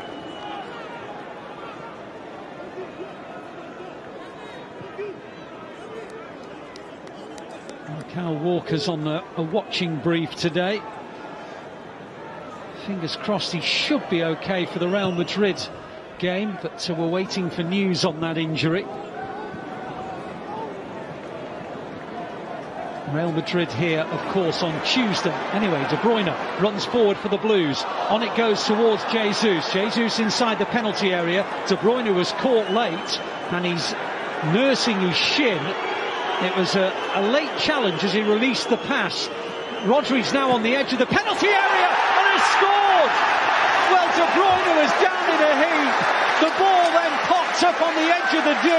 Rodri chested it down and thumped it on the volley into the corner of the net. And Kevin Friend's decision to play the advantage was well and truly vindicated. What a strike! What a strike! Chest, received it on the chest, drops in front of him, bounces once, and then smashed into the top corner. And don't put the ball out when a player's down in that final moment, even if it's Kevin De Bruyne. What a ball! Kevin wins the ball here now, just lets the ball go. He just gets caught late, just there. Kept it alive. What a terrific ball into the box. Just on the second phase, we win the ball back. Great ball from Azuso, an assist. Steps in there, and wow, what a strike. Not many of us score goals from outside the box on the volley. There's only a few of us that have done it. You said a few of us, Andy. You've hit a volley from that range. Yes, but it was further out than that against Oldham back in 98, 99. Yeah, you remember it well, clearly. As the City fans are watching on the big screen, that sweet, sweet hit from Rodri. When Rodri scores, it is normally from distance, and that was one to go into his collection of very, very good goals. It was, incidentally, his 4th goal of the campaign, and it is yet another assist for Gabriel Jesus, his 8th of the season, which is not to be sniffed at either. He is City's leading assist king this campaign, in the Premier League, that is. That was his 8th. So Jesus has got 2 goals and an assist, and City lead with 10 minutes to half-time by 3 goals to 1, and my 5-2 prediction is looking like it might just be in with a shout, but there's still a long way to go in this goal fest. I predicted 3-1, Ali, but not at half-time. No. That's a really important goal, Ali, by the way. I'm telling you, because of the way that this game was going. Really, really important that we went in there with a 2-goal lead and put ourselves in a really strong position. Well, incidentally, De Bruyne, who took a big whack on the knee, is okay. He's running freely. He's absolutely fine. So those of you who maybe were just a little bit concerned that De Bruyne was rolling around just before Rodri scored, you've got no need to be concerned any longer. He's okay. City have got the ball. They're midway inside their own half with Laporte. Well, it's never dull when City meet Watford, is it? There's always goals. They're normally scored by City, but they have today conceded. They also won by 3 goals to 1 at Vicarage Road, you may recall, in December. Now Jesus has got goal side. He gets down to the byline. He drives it across. Oh, Raheem Sterling. What a chance. He knows it. He should have scored. Jesus should have had another assist. City should be 4-1 up. Should. Fabulous play. Fabulous play from Jesus. Great strength here. Just gets to the ball first, uses his strength to get in, pulls the ball back, and then you must not meet force with force. And I'm afraid that's what's happened there. And the equation is it'll go over the bar. That is just caress the ball there. Just come a little bit too steep and a little bit too aggressive on it, you know, and it just had to feel it into the net. Fabulous play from Jesus, though. And again, a great opportunity. Well, he's not scored in his last 5 games, Raheem Sterling. He's up against his favourite opponent. He scored 11 times against Watford, would you believe, including a hat-trick in March 2019. Well, that was an absolutely golden opportunity to make it 4-1. And I'm afraid he fluffed his lines, and he knew it. The second it connected off the instep, he knew it. He knew it was going over the bar. And he put his hands on his head, and then he immediately applauded Jesus for the setup. Anyway, it should be 4-1, it isn't. But the way that City have carved open Watford time and time again today, there are plenty more goals in this game for the Blues. What they mustn't do is concede the game's 5th goal and make it 3-2. City have got it with Fernandinho at the moment, inside Watford territory. He plays it back to Ruben Diaz. There'll be no clean sheet for the Blues today, but they hopefully will be able to gather the 3 points from this position. Grealish back to Zinchenko. It was just too firm and he's lost it. And forward come Watford at pace. They have Sissoko, they have Josh King, they have Dennis. The pass is too heavy. Dennis will keep it in possession of Watford, though, just near the corner flag. João Cancelo will stop him getting the cross in. He does find an out ball to Tom Cleverley, and eventually it goes all the way back to the halfway line where Kabasele joins in the play. Now Ngakia, and he's got to the edge of the City penalty area where Laporte clears it to Sterling. Sterling holds up and tries to get the better of Imran Musa, but he thought he was fouled. Kevin Friend says no, play on, and Watford do so, and rightly so. Play to the whistle. City win it back with Rodri. De Bruyne turns away from trouble. Tried to prod it to Sterling, and it goes out for a Watford throw. Just got a little bit scruffy, hasn't it, last few minutes? Jack gave a couple of balls away in really important areas that turned over possession. Just calm it down now. Just see it through for these last 4 or 5 minutes until half-time. Well, there's still 6 minutes to go in this extremely entertaining and eventful first half. City lead by 3 goals to 1. 2 for Jesus, 1 absolute rasper from Rodri, And in between all of that, Watford made it 2-1 against the run of play through Camara, who darted forward from the left-back position. It was nervy for a couple of minutes, but then Jesus teed up Rodri, and Rodri clobbered it into the corner of Foster's goal. Zinchenko now drives City forward, but his pass is cut out by Camara, who clips it straight out of play, and Pep Guardiola applauds Zinchenko for the diagonal pass out to the right-hand side. Applauded it after initially showing real frustration, because the ball was right, you know, the idea was right, but the execution was poor. Well, there's 5 minutes to half-time. It's been a terrific watch, it really has. Jesus to Joao Cancelo, plays a long ball up towards Sterling. Ngakia did well to judge it and just head it neatly back to Foster. It's good defence from the right back of Watford. Ben Foster, who continues, or used to at least, continue to entertain us with his camera inside the goal. I don't think the Premier League allow him to do it anymore, which is a great shame. It was a great watch when they were in the Championship. Anyway, Sterling now advancing, and the aforementioned Foster comes out and clobbers a ball into City territory. Foster's a really eloquent individual, and he is a very perceptive and intelligent talker. And if ever you get the chance to listen to any of his YouTube bits and pieces, then I urge you to do so. He is a character. Anyway, there's 4 minutes to half-time, and if he was commenting on this game, he would say that his team have been far too open against City, who again dominate possession with Laporte. And now Zinchenko, and on to De Bruyne. De Bruyne inside City's half, plays it back to Laporte. On it goes to Rodri near the halfway line. On to Grealish, who I'm sure would love to get himself involved in the action.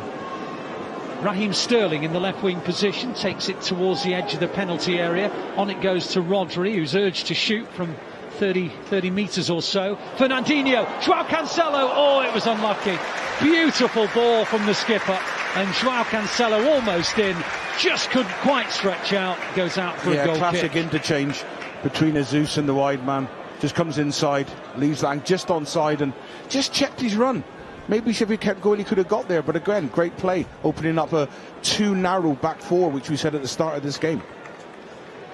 It's a lovely ball from Fernandinho. Fernandinho shocked everyone, including Pep Guardiola, when he announced in a press conference a couple of weeks ago that he was leaving and going back to Brazil. Hopefully, City can persuade him to change his mind. But anyway, he's in the final year of his contract, and he said he and his family are going back to Brazil. There's a late challenge and a free kick to Watford. Cleverly it is who's on the deck, and I think there's a card coming out. There is. Well, it's not been Joao Cancelo's best ever half for City, I have to say, and he's now booked. The couple of stray passes early on can happen, but it's something that you know, Cancelo does. He does just come out of his pocket a little bit too late. Either stay in, if you can't get there, stay in your position, and just unfortunate. Yeah, he has caught him. It's a yellow card. So Joao Cancelo is the game's first caution. A foul on Cleverly, and in reality I think Joao Cancelo knew that it was a bookable offence the moment it occurred, and there was no argument. Dennis has got it in the left wing position. Sissoko lays it back to Camara. Camara to Louza, and Louza back to Kabasele. Out to Camara again. Infield it goes to Sissoko. One back by De Bruyne, and it'll eventually be tapped back by Samir to Foster. Foster puts his foot through the ball. It goes into the Etihad Stadium sky and comes down in the possession of Dennis, but there's an offside flag, and it is a free kick to City. It's a little bit of indecision again, isn't it? You know, it's just communication.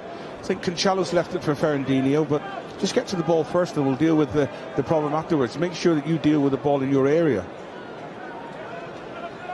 So a minute to half-time here at the Etihad Stadium in this unusual 3 o'clock on a Saturday afternoon kickoff.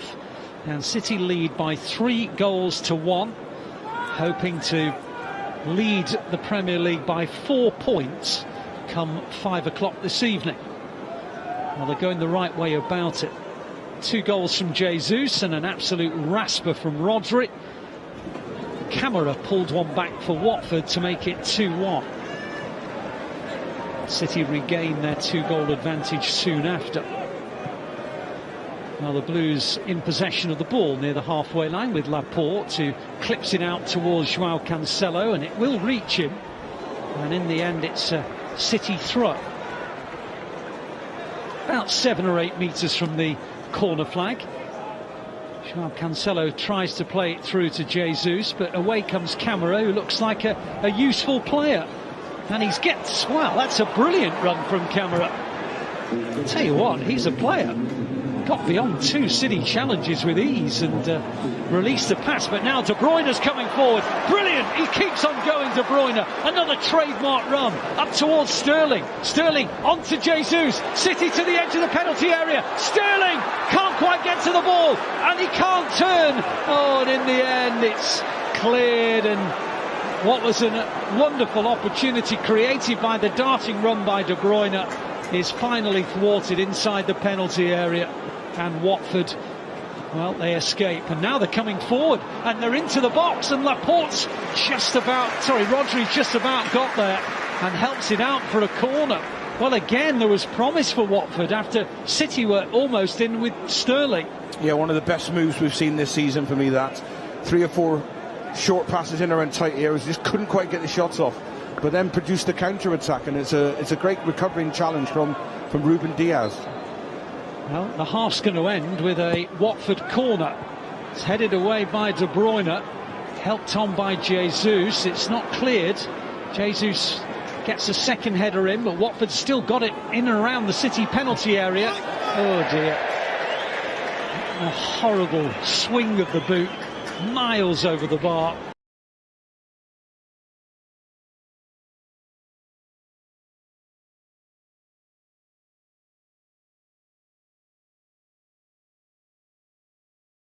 Just cuts out errors. I thought Cancelo's looked really tired in that first half.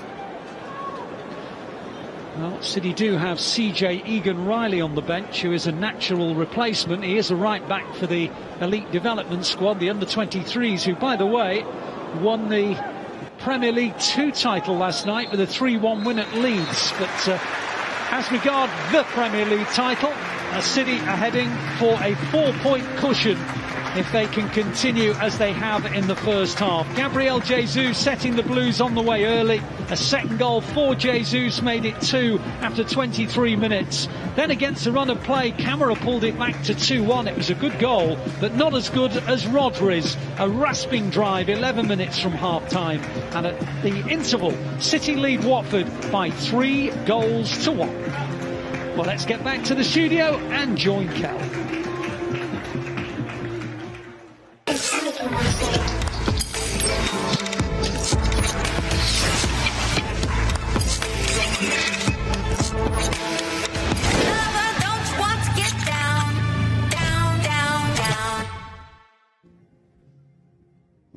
Welcome back to Matchday Live, half-time here at the Etihad Stadium, and it's Manchester City 3, Watford 1, 4 points clear at the top. If this continues, and of course we'll break another record, beating the same team 15 consecutive times in a row. Still 45 minutes to go though, but let's tuck into those 45 minutes. Mr. Paul Dickoff, I'm going to come to you first. I mean, we asked for an early goal and we asked for a quick tempo performance from City, and I think we got all those things and more.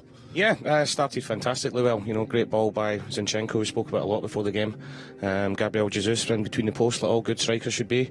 And then I think that just settled everybody down a little bit after the nerves the first half the other night there. And then fantastic ball by Kevin. Gabriel Jesus has been outstanding today, making it 2-0. They let them back in a little bit, lack of communication. You know, the full-backs ran off the back. I think it was Jesus and then Rodri, I think, whereas if they just talk to each other, they can pick him up. But then, what a fantastic goal by Rodri. So yeah, 3-1. I'm very happy, and it's been a good game. Yeah. You know, got to give Watford a bit of credit. We were talking about how defensive they were going to be before the game. They've came here and had a right good goal, which has opened the game up. Well, I think generally as well, Michael, and even at the end there, kind of there was another little break, and I guess there is that kind of warning sign, say, all right, maybe 3-1, but actually they can do a fair bit going forward as well. I think we said that exactly, didn't we? That obviously Watford will try and stay in, they try and make sure they didn't get countered, but what they would be good at is counter-attacking, and ultimately the way João Cancelo got a little bit fortunate, didn't he? When he lost the ball, some great recovery runs, Zinchenko especially getting back, but It's about City for me, yeah. You talk about some quality that Watford have shown at times when you're being progressive, but when it's comfortable for Man City like it has been, creating opportunities in wider areas, people taking chances. But what about the ball from Kevin De Bruyne? I mean, I stood there, I watched it, sat right behind it, and I thought, God, he's going to take his touch, and you know straight away that's the point to actually attack the box. And he literally just curls it round. It's as good as as good a ball as you'll ever see. Yeah. Sublime balls, some great things in the first half, and it's exactly what we wanted. You talked about 5 minutes, you stayed quiet, and I did it come in 4. Came in 4. Right, so the moral of the story is just keep quiet. Don't say anything. Yeah, I've learned my lesson. Stephen Goodwin, you will have been here as well, obviously, for the game against Brighton and felt the nerves. It did feel, I think, obviously, that it was slightly more relaxed in the stadium, and the first goal does that. And then do you think you could see the effect on the players on the pitch? It just was a very complete performance. Yeah, at this stage of the season, it really is just about getting the job done, isn't it? They know it, we know it, even Watford know that City just want a win regardless. And when you get that early goal, and given our record against Watford, I did breathe a little bit. I didn't think they'd score, I'll be honest, but at that point I was like, right, calm, everyone calm down. And the second goal, of course, really helped. Watford, fair play to them, they've got back in it a little bit. We're just giving them a little bit. Yeah, give us some cheer. It's unbelievably patronising. No, they're a good side, but it did feel a little bit like City reset, refocused after that, of course, and a quality goal from Rodri. But the atmosphere in the general stadium is one of relief right now, because at this stage it really is just about winning and winning and winning, because there's 5 games left after this, Cal. 5 very big games. They are indeed, and 3 points needed in every single one of them. Let's take a look at the key moments in the game, though, of course. Lots of goals to talk about. First goal, Gabriel Jesus, and it kind of came from what we'd alluded to at the start of the show, Paul, as well, that we are going to need the fullbacks to drive on, and it was the Zinchenko assist, wasn't it? Yeah, it was. And we're talking about that, whether our wingers, well, actually said I thought our wingers would have stayed really wide, but they've tucked in. I think Brownie touching it for our fullbacks to go on, and Zinchenko's been excellent in this half, defensively and with the ball. Great ball across, and how many times do we sort of sit? You like those ones, don't you? Of course you do. You've got to be in the right area. In there, but how many times do we see balls flashing across the front of the 6-yard box and nobody's in there? With 3 players in the box at that time as well, and considering Gabby's sort of playing more to the right than centre forward, he's made sure he's in there and got his rewards for it. And do you think as well that's kind of also what's maybe confused the defence a bit? Because my brother was he turned to me and was like, well, who's not picked him up there? And I said, well, actually he's come from the right side of the pitch to then centrally, and they've obviously having to then pick up whoever else was centre, so actually him coming in is actually more of a threat in a way. And all 3 of our goals have came from wide areas anyway. Yeah. It's so difficult to play against City when you look and you say, well, who's this false 9 we're talking about, or someone playing through in the middle, Kevin De Bruyne going on to join, some other runs, late midfield runs, and it's so difficult. Inverted wide players coming inside, so allowing fullbacks to get around, and it's just about deliveries, and that's what I've actually enjoyed about the first half. And we've talked about Liverpool a little bit more direct. We've talked about in the last few weeks of build-up, getting in around teams and drawing them out, and then we're seeing now from wide areas good crosses. So I'm sure they must work on it, because they do it more against certain teams than they would against others. I think on that as well, Watford back 4 is so narrow. Yeah, the 2 fullbacks are defending the 18-yard box. Yeah, but that is Roy, though, isn't it? That is Roy Hodgson, that you actually defend. As soon as our wide first. players come in, they've got to pick them up, and that's why Zinchenko and Cancelo's getting so much space down the on the flanks. sides. 3 goals have came from wide areas. Yeah, well, let's move on to that second goal then, and Stephen, it was Gabriel Jesus again, and Michael Brown mentioned it at the top of the show there, the ball from Kevin De Bruyne.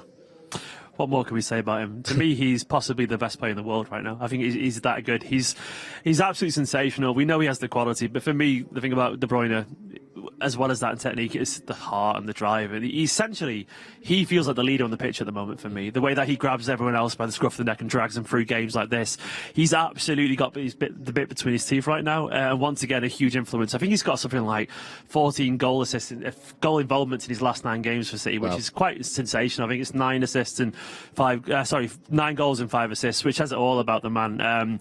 He's absolutely determined to make sure we're going to do this, and win the league. And you must be terrified as Watford lining up like someone Kevin De Bruyne, because I don't think the defending was even particularly that bad. It was just the quality's that good, isn't it, from the cross? You can't defend that. Can you defend that? He's so tight. They were tight, and the delivery, because he could actually get his foot around it. Yeah. You think you're in the line of it, and you're not, because he literally just does that. Yeah. And he knows that corridor. It's difficult for the goalkeeper to come out. But what for me is, it's on point. Like the second he gets it, you know straight away that touch, so everyone just goes. Yes. So there's no other player that you'd get, for instance, playing for City or other clubs, that you know it's going to be in and around it, so you can go. Everyone can.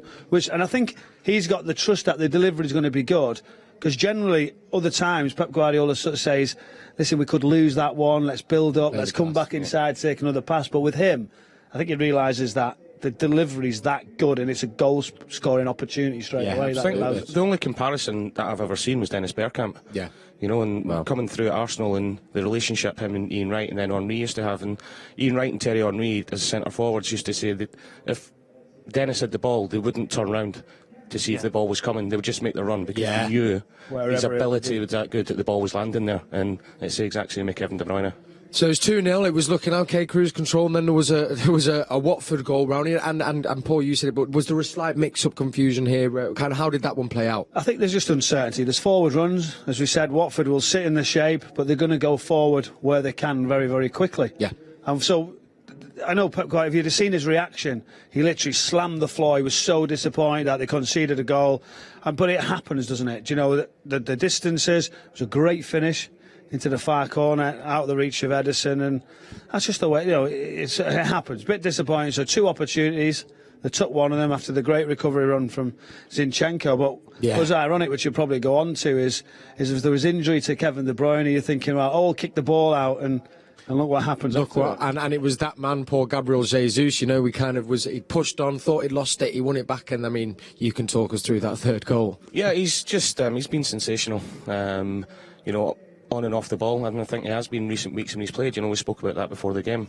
But he's closed down, he's work rate, and then he's got the vision, he's got the calmness to pick Rodri out the edge of the box, and the touch and finish. I mean, we were right behind it here, we couldn't have any better view. And it was just a sensational goal, and he absolutely loved that one, Rodri. It was one from nothing, wasn't it? Because you've seen De Bruyne was on the floor, and you're thinking, what should he do? And he just touched it forward because he had no choice to take it away from Kevin. And at that point, it's sat up when he's hit a worldie, hasn't he? It's a top corner. It's an absolute dream when it sets up like that. Do you know what? He deserves that for me. He does. Do you know all the work, all the people about how he's improved on the ball, off the ball, the runs he makes, but to hit one like that for a midfield player who does a lot of work, you don't often get that.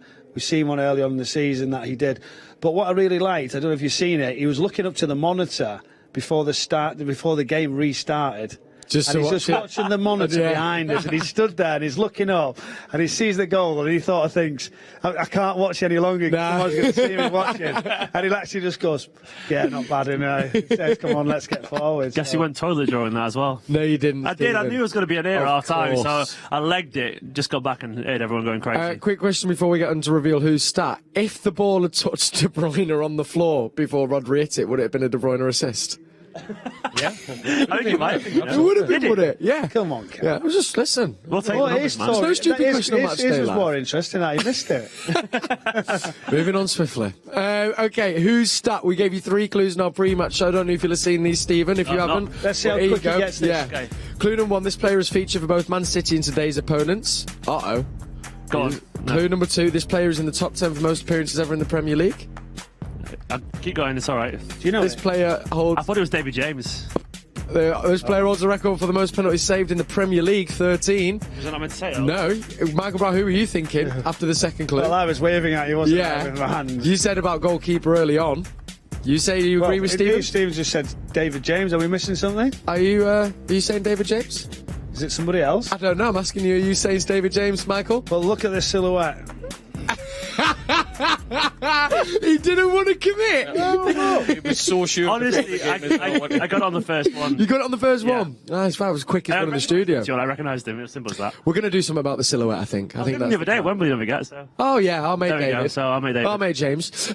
Right. We are going to be back at full time. That was who's stat well into everyone who got it in. We've, of course, be asking for your questions as well on WhatsApp. And before we go back to Alistair Mann and Andy Morrison, this one came from Jason, okay? So to the legends, if you had 100 million to spend on one player in one position for next season, who would you bring in, the one and only player to sign? I think you might have some change, guys. Great. I think it'll be less than that. Yeah? Who would it be? I think I'd get 2 for that. Okay. You can only have one. I think the clause is a little bit less, is it not? For who, Michael? Well, I think we're all guessing on a Mr. Haaland. I think that's probably what... everybody who's saying. Yeah. Whether he's been in and around the area recently, we'll have to wait and find out. Fingers crossed. Paul, would you agree? Is that the position you'd want to strengthen? Yeah, I think it is. Yeah. I think it is. I'll get on to Alfie again. Don't worry about that. Alfie's in trouble if he doesn't come. Yeah, if the bid was going in for the club, for example, yeah, then he'd be in trouble if it didn't happen, wouldn't he, Paul? It's highly on Alfie, I guess, isn't it? He's been told. Don't worry. Good, thank you. It's good to hear. I've heard Sean as well has been on to him, but I trust you more being on to him, Paul. I think. Thank you. All right, we can squeeze in one more little cheeky question. Oh, this is from Josh. Who's better, Ronaldo or Prime Aguero? What, Ronaldo? Yeah. I think we're saying the centre forward Ronaldo. We're saying R9. Yeah, R9. Very similar players. Genuinely, more similar than we realised. And to be honest, I've got a side with my man, of course, but Ronaldo's one of my favourite players of all time. Absolutely, Aguero. Aguero. I thought you were going to go. I think he's gone Ronaldo there. He's had a reason. No, do you know who reminded me? Me and Paul were looking at saying, "On you go, you answer it." Because no, it's Aguero, of course. It's Aguero. But he reminds me of Mario. Actually, that would have been an interesting comparison. Paul, the teams are out here. For longevity, it's got to be Aguero. Of course, it does. The amount of period he scored his goals through. So true. Thank you for the question, Josh. Right, there we are. Players in the tunnel. So that is our cue to wrap up. Come join Matchday Live. I'll be back with all our guys in the studio at full time. We'll talk about the 45 minutes and looking ahead to Real Madrid as well. Fingers crossed we'll be sitting 4 points at the top of the Premier League on the other side of this half. Alistair Mann, Andy Morrison, over to you. You can catch them on the City app, and we'll see you at full time. Come on, City. Thank you, Kel. Welcome back to the second half here at the Etihad Stadium. There are no players out on the pitch at the moment. The ground staff are prodding the pitch with their forks and making it the pristine surface that we have come to expect at the Etihad Stadium. And of course it is a stadium which will be entertaining Real Madrid on Tuesday night in the UEFA Champions League semi-final first leg. And any thoughts that you can have to that game have to be dispelled and put to the back of your mind, because there is a very important Premier League fixture to be won this afternoon. City are 3-1 up against Watford, and if they can take this lead to full time, they will be 4 points above Liverpool, who play in the Merseyside derby tomorrow against Everton. Andy Morrison, the former City captain, is alongside me. We saw that when City were playing catch-up on Wednesday, that there was a nervy atmosphere around the Etihad. If City do win today, will it be similar at Anfield? I think so, yeah, the longer the game goes on. I think what we saw on Wednesday night, perhaps, Ali, was a little bit too slow in the movement of the ball and the decision-making. And I think the fans become aware of that, and they become a bit anxious, and going into half-time at 0-0 with the huge emphasis on getting a victory and keeping that lead. It began to build a bit of pressure. In the end, it looked a comfy evening, but it was anything but at certain times in the game. That's what they're going to have to deal with tomorrow without that early goal. They got an early goal against Manchester United, which settled the nerves, and they went on and dominated a really, really poor Manchester United team. Everton, with it being a derby and all the emotions that go with that, it'll be a fantastic game of football. What I'm looking forward to. Will Liverpool have too much? Yes, over 90 minutes. Too many opportunities created, too many good players, and they'll win the game. And it really is going to go down to whoever holds their nerve the best. Well, at the moment, City don't have an opponent out there. All the City players are out and in the right positions. And there isn't a Watford player to be seen. They're just starting to emerge from the tunnel now, it would seem. Keeping City waiting. Is that a bit of a game that you play sometimes as an opponent, as a manager in an away team, keeping your opponents waiting at half-time? I think when you've had 80% possession against you, maybe they don't even want to go back out. Maybe they're getting urged, come on lads, we've got to keep going. These are in a relegation. Yes, it looks rather ominous for them now, Ali, but they're still, they're in a relegation fight, and they have to show that same attitude and that desire to get something from this game, which should mean that they're going to come out. They've got to try and get a point at least, which should mean that, the game will open up for us and we will create lots of more opportunities. Well, there are no changes that I can see that have been made by either manager at half-time. City's starting 11 is still out there, and Watford's starting 11 is still the same as well. So no changes made by either manager. If City can get to 4-1, then they can start maybe to think about closing the goal difference between themselves and Liverpool, which is currently 4 above them. As Jesus is through, and is that a penalty? Yes, it is. City have a penalty within seconds. Jesus darted into the box. Foster came to meet him. The assistant said he was caught and signalled to Kevin Friend, and City have a penalty. The linesman gave it. You know, the referees agreed with him, and I think we'll see on the contact that there is actual yes, definitely 100% penalty. Yeah.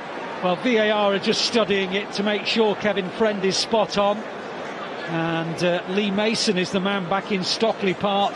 And there is confirmation from Stockley Park that it was the right decision. And within seconds of the restart, Gabriel Jesus has the opportunity to score his first ever Premier League hat-trick. It will be his 4th for the club if he can convert from the spot. Well, Jesus has missed a couple of penalties for the Blues, and there's a delay because I don't think Kevin Friend has heard that Stockley Park has confirmed the penalty. Well, Kevin, get your earpiece in, because I just heard it on my headphones. Check complete. I wish I could shout him, Andy, because I've heard it. He hasn't. He must have a problem with his communication, and all this is delaying Gabriel Jesus, who wants to tuck the penalty away and make it 4-1. Well, this is a bit of a farce, you have to say, because the communication's gone down, Ali, hasn't it? You know, they're just not getting that message through. Yeah. But it's a definite penalty. We know there's going to be a penalty. Yeah. Maybe that we spoke about them coming out lazily. Yeah. A minute and a half after. You know, absolutely appalling if there was that negligence in there and coming out, you know, just jogging onto the pitch and not starting right. Within a minute, you know, you're 4-1 down, and it's really, really poor from Watford. Well, we're in a bit of a pantomime here, because we as commentators get a feed of Stockley Park, and I'm hearing Stockley Park screaming, check complete, Kev, check complete, but he's not hearing it. The penalty has been given, it's been confirmed by VAR, and he's not hearing it. And again I hear the words check complete, Kev. Ali, take a jog down there and just run onto the pitch and say, we've all heard up here. Do you know what? That the penalty has been given. If the stewards would permit me, I will run on the pitch and confirm that Stockley Park has said penalty. Anyway, yes, he's heard. He's now heard. And we now do have a penalty. And Gabriel Jesus has the opportunity to score his first Premier League hat-trick and make City 4-1 up inside 3 minutes of the restart. As I say, he has missed a couple of penalties for the Blues. Hopefully he won't miss one here. He normally has a bit of a staggered run at Gabriel Jesus. What's he going to do? The whistle sounds. Jesus runs up, puts it in the corner, and City lead by 4-1, and Gabriel Jesus has himself a match ball. Fantastic. Great finish. Was never in doubt. I think VAR are under more pressure than Gabriel Jesus there, to be honest, Ali. If he misses that, there's going to be a lot of questions asked. Why is a player who's ready having to go through 3 minutes wait for it? Fabulous finish, and well done, young man. Magnificent hat-trick inside 47, 48 minutes. Absolutely. Hat-trick for Gabriel Jesus. He was the man who assisted for Rodri's goal as well. So he's had a wonderful afternoon, Gabriel Jesus. Kevin Friend has had a less wonderful afternoon, or rather, to be fair, his walkie-talkie. And he's come over to the sideline and he's saying, I think I need some new batteries because I can't hear. And again, I've just heard them say, Kev, check complete. I think that was because they checked for encroachment, but I don't think Kevin Friend heard that either. And this is getting all a bit silly, I have to say. Yeah, you'd think they'd be cleared up pretty quick, within 30 seconds with a process in place in case anything like this happened. I mean, this is farcical now. That's the 6th time I've heard check complete in about the last 2.5 minutes. Oh dear. Unfortunately, the 50-odd thousand in the Etihad can't hear what I'm hearing. And the bottom line is that Kevin Friend can't hear Stockley Park. So messages, I think, are going to have to now be relayed through someone from the sideline rather than from Lee Mason back in Stockley Park. Anyway, the first half ended with City 3-1 up. The second half has begun with the City penalty, and they're now 4-1 up. And now I'm hearing from VAR. You're still not hearing me, Kevin. Well, Kevin clearly isn't. I'll keep you up to date with the entertainment off the pitch. I think that could be quite awkward, though. There's a situation where they're trying to get a message onto him. Yeah. So it's going to have to be relayed from the fourth official to a linesman with a flag or whatever, in old ways of doing things. Yeah. Could be awkward, this. Well, I was saying in the seconds just before Gabriel Jesus was brought down for the penalty that City can start to think about closing the gap on goal difference, because Liverpool held a long and heavy advantage over the Blues, but the Blues have now closed it by 3 and they lead 4-1 with 40 minutes to go. Anyway, the Blues have it on the halfway line at the moment, and unlike on Wednesday when there was anxiety because City couldn't get the opening goal against Brighton, the City fans are now enjoying themselves because they feel that this game is won as City win yet another corner.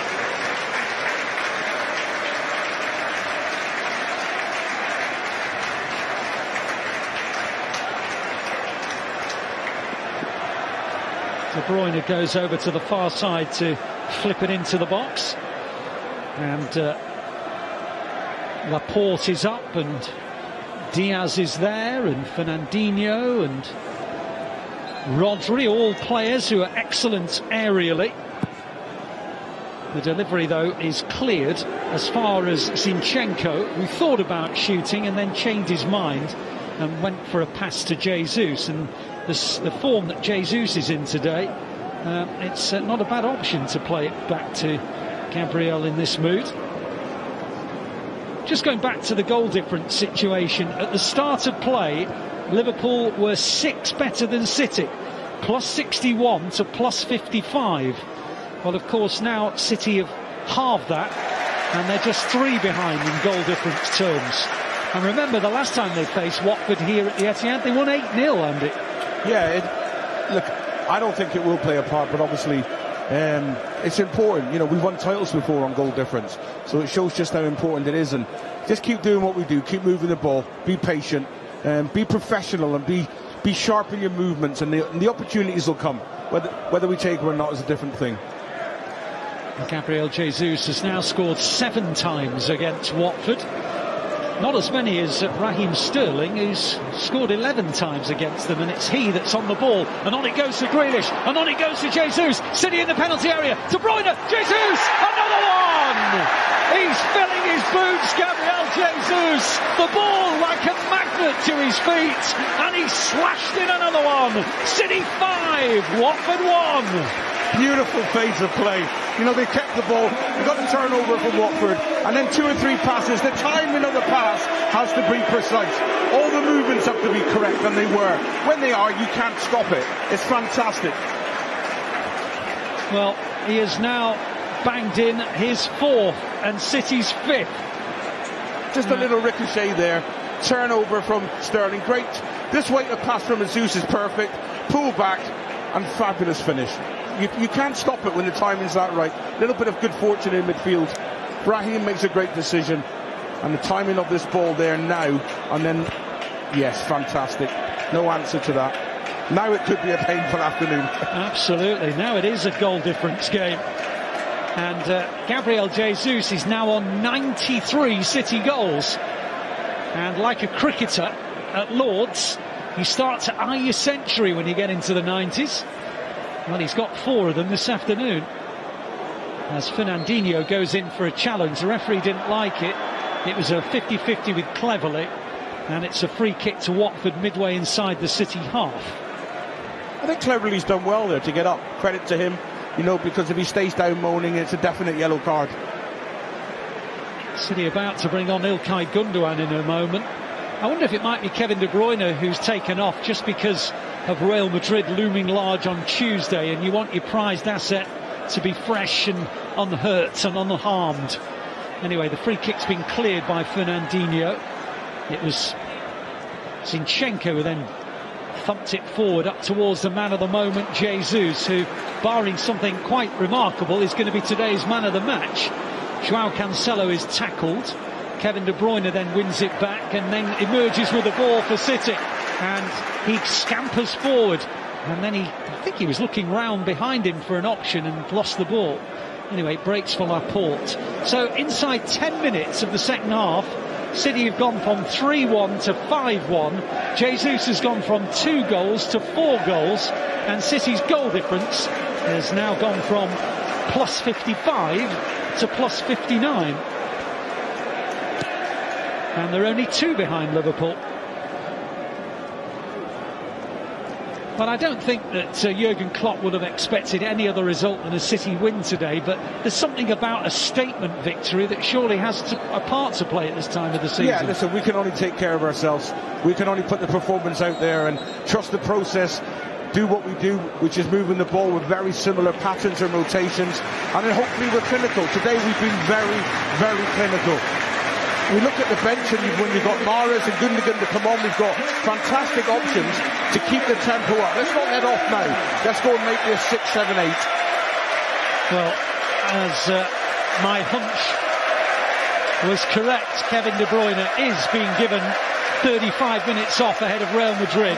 Gets a standing ovation, not just from the fans in the ground, but also from Pep Guardiola. And it makes complete sense, Andy, doesn't it? Let's be honest. Absolutely. And I think there's another couple on there that maybe, Rodri, I think is so important to us. I'd have a look at that as well. And then maybe Cancelo as well, who's, at times today has looked a little bit tired. So City lead by 5 goals to 1 with 35 minutes still to go. Kevin De Bruyne replaced by İlkay Gündoğan, who was City's top scorer last season, of course. Had a wonderful campaign, not quite as prolific, just the 8 goals from midfield this time, 17 last season. Anyway, here's Rodri, who's been on the score sheet today himself, of course, probably the pick of the goals.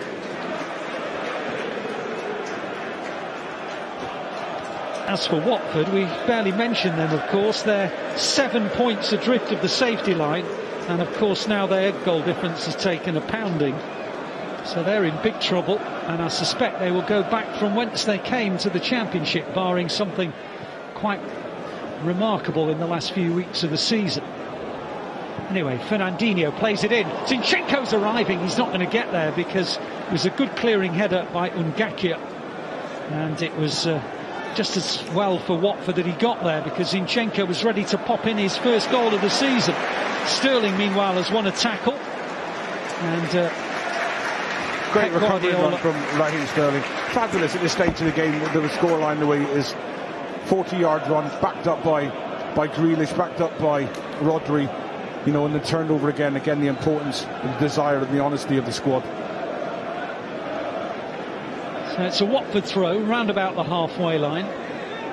Sissoko tries to hold off Grealish, goes out for another Watford throw.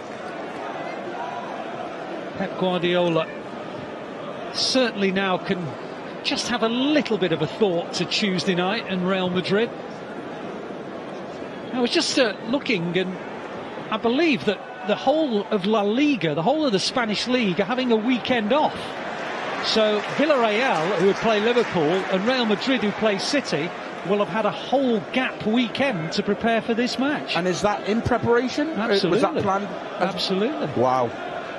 That's a league who clearly feel that European success is something to be cherished. And of course Real Madrid are the leaders, of course, with 13 Champions League or European Cups.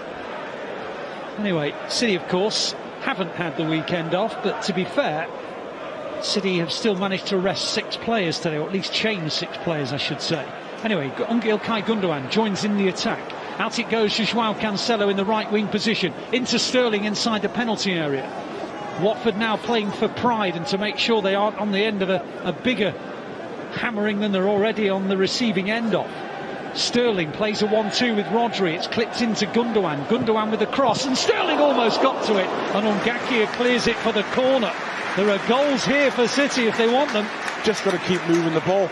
do things sharp. Don't become sloppy. Don't get sucked into the way Watford are going about their business, because they're letting themselves down. They're making it so easy for City. Little flick balls around the corner, little lifted lob balls, and they've got to show a little bit of heart here to make sure they're on the end of a significant scoreline.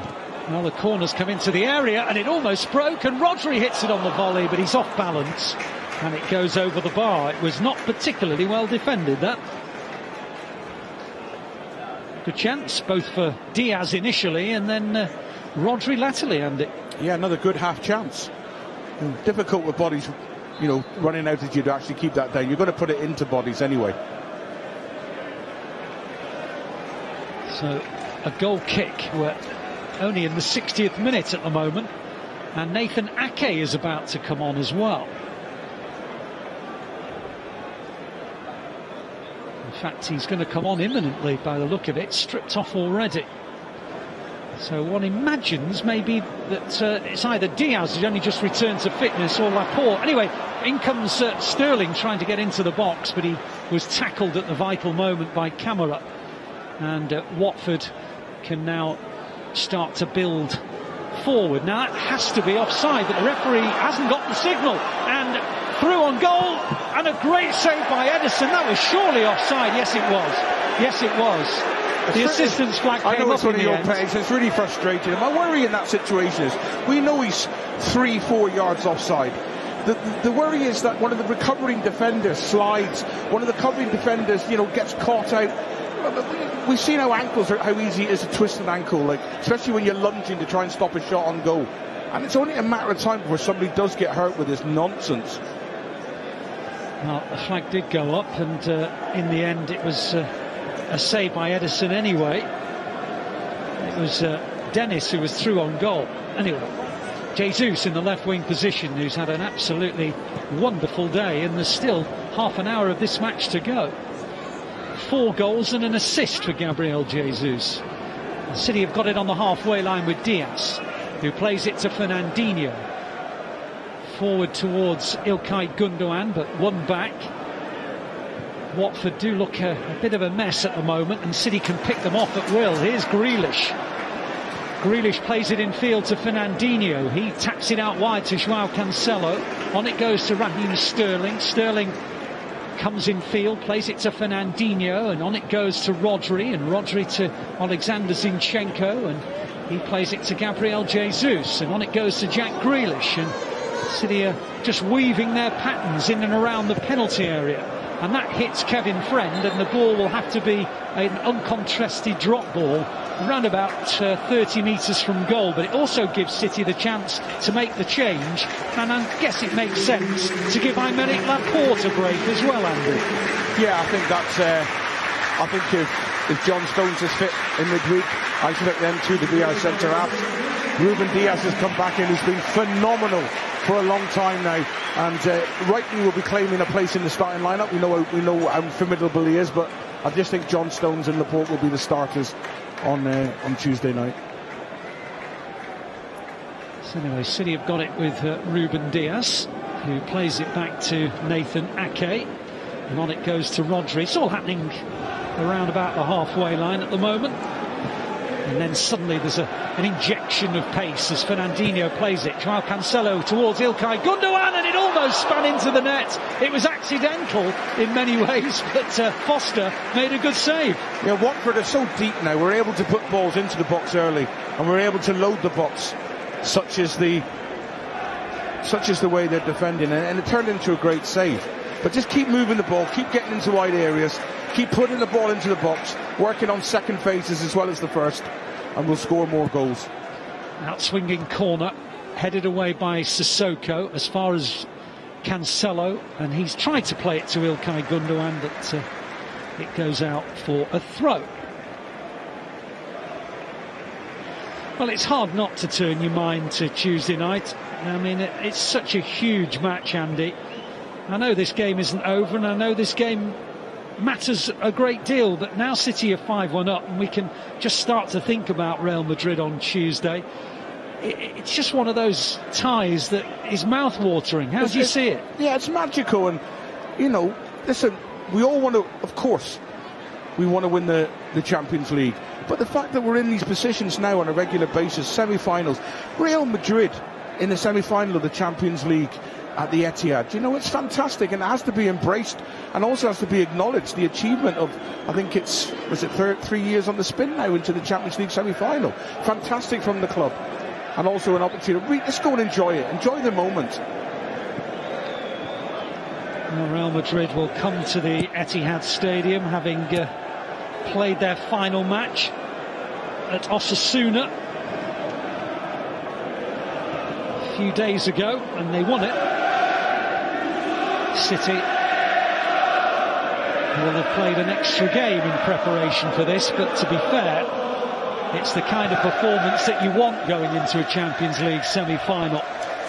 The Blues rampant, scoring goals, filling their confidence levels to the maximum, and the Etihad Stadium crowd are enjoying every minute of it. Well, at the moment we're watching a Watford corner, a corner which will be left-footed swung in. Well, in fact they've decided to go short, and eventually it's going to be played in by Ungakia, headed away by Fernandinho. It'll be kept on at the far side by Cancelo, and Joao Cancelo tries to play it to Grealish. It's picked off by Camara. On it goes to Cleverley. Josh King in the left wing position. First spell of possession that Watford have had in this second half. They work it out to the right hand side now. City have won it back through Alexander Zinchenko and now Gabriel Jesus, and on it goes to Fernandinho, and he gets away from a challenge and plays a nice ball to Joao Cancelo. On it goes to Raheem Sterling inside the centre circle. Sterling keeps on going, and the referee has pulled the play back because one of the Watford players, Imran Louza, is down on the deck. Well, Raheem Sterling was almost away. Yeah, in context of the game, 5-1 up, as he's taking a blow to the face. The referee just covering his back. He'll give an explanation now. He'll feel he needs to give an explanation. And it's part and parcel there. It is a blow to the face, which we can say is a head injury. So, you know, probably the right decision, although frustrating. But maybe not so much at 5-1, Ali, as it would have been if it had been, you know, a key moment. Yeah, that's a fair comment. At least it's happened with City leading by 5-1. Imran Louza, I think, has got a bit of blood round either his nose or his upper cheek. I think it is his nose. And Watford are going to make a double change. They're going to bring on Cathcart, the centre half, and Joao Pedro, who is a striker. And you can probably take your pick as to who can come off. Now, one of the players making way is Ismaila Sarr. Joao Pedro comes on for him. And who's the other one that went off? Oh, it was Samir, the centre half, who came off for Cathcart. So that's the double Watford change. So Samir has made way. And City now restart with Rodri. Goes all the way back to Ake. Ake is fully recovered. He took a bit of a blow himself on Wednesday against Brighton, but he's absolutely fine. And he's enjoying his time at the Etihad Stadium. He's got the ball now inside the centre circle. It's now with Diaz, his centre-half partner. Back it goes again to Ake. Rodri plays it out wide to Zinchenko in the left-wing position. And back it goes to Rodri once more. And he plays it to Diaz, who goes out wide to Cancelo. And on to Ruben Diaz, and City just keeping the ball. Grealish on the half-turn, lays it off to Zinchenko. Out wide it goes to Jesus. Mahrez is about to come on for the Blues with 21 minutes to go. Ball clipped in by Fernandinho to Grealish, is inch perfect. Grealish in the left-wing position. It's faced up by a couple of Watford players. Rodri now plays it out wide. It's not going to quite reach Cancelo, and it goes out for a throw. So on comes Riyad Mahrez, off comes Rodri. Well, you were saying a few minutes ago, weren't you, Andy, that maybe Rodri might be the one to have a bit of a rest, and you were right. Yeah, so important to how we play, and will play a massive part. Comes off after scoring a wonderful goal as well. Great afternoon's work, and will be a key component in the system that we go with against Madrid on Tuesday. So on comes another player who's got an excellent record against Watford. 7 times he scored against Watford, twice for City, 5 times for Leicester, and he scored 7 times in his last 7 appearances at the Etihad. So Riyad Mahrez, coming on with 20 minutes to go, I'm sure will feel that he can add to his 23-goal tally this campaign.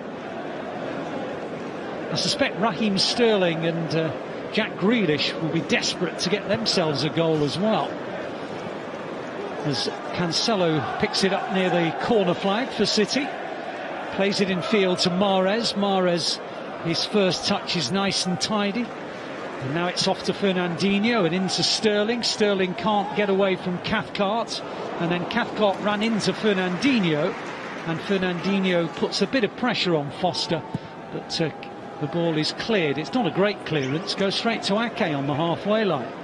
Ilkay Gundogan in a little bit of space, plays it to the skipper, and on it goes to Diaz, and City have got it roughly on the halfway line with Ilkay Gundogan now, and Zinchenko, and out wide it goes to Jesus, and on to Jack Grealish, and back to Jesus, and Jesus is away, and into the penalty area he goes, and he lays it off. It goes right across the face of the goal, took a deflection, and it's another City corner.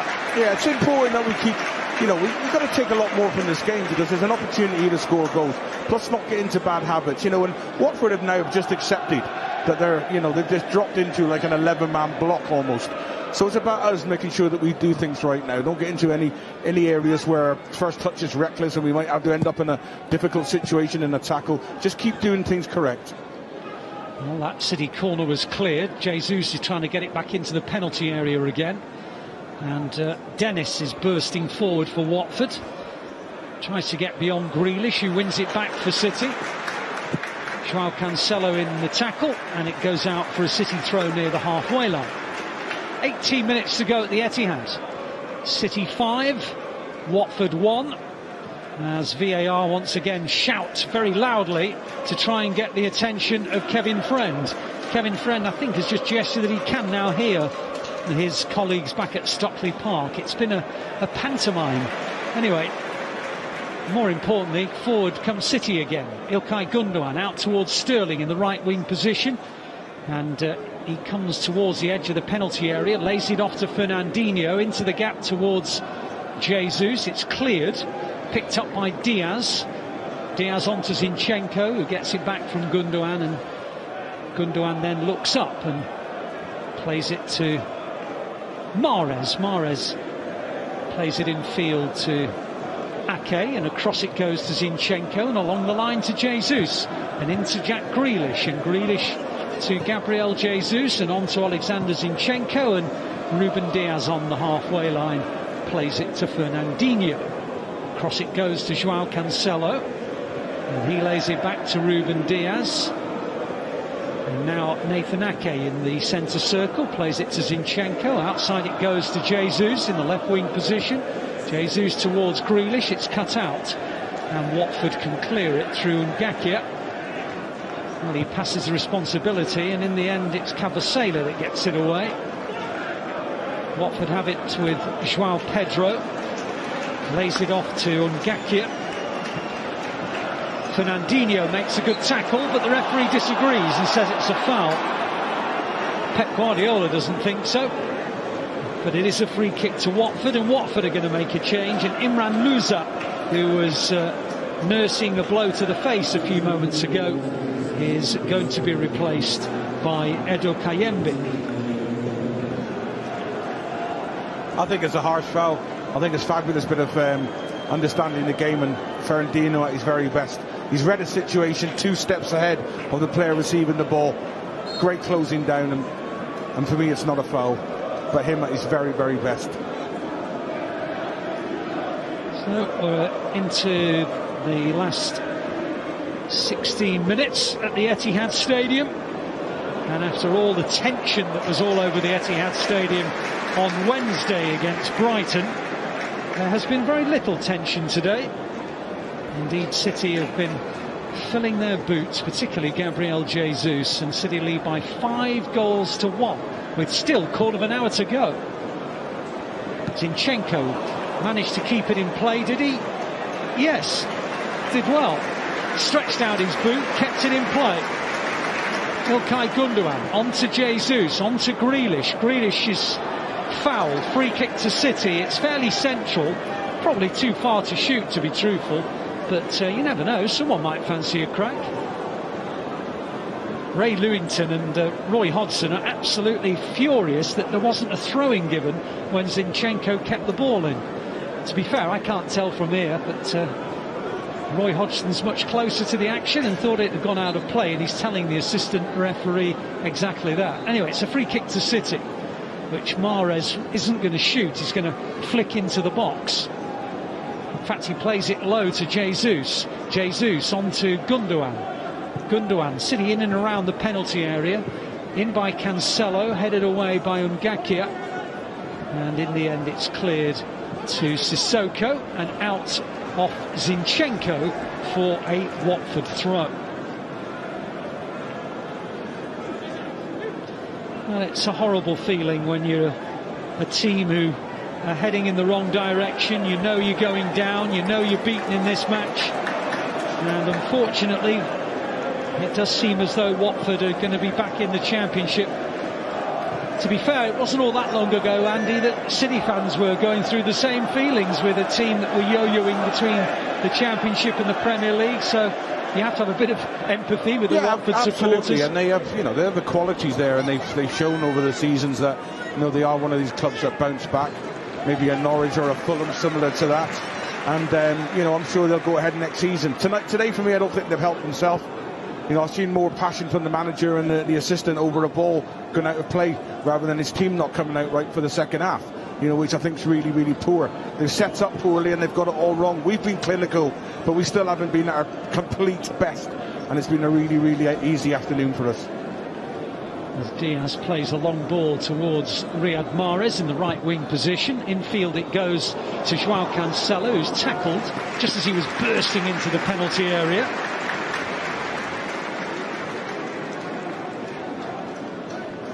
City throw level with the edge of the Watford penalty box, as the throw-in goes back to Ruben Diaz, and on it goes to Nathan Ake, and Ake inside the centre circle plays it to Alexander Zinchenko, who got the ball rolling with an assist for Gabriel Jesus' opening goal inside 4 minutes, and the Blues haven't looked back since. But it's been a bit of a lull in goal scoring in the last few minutes.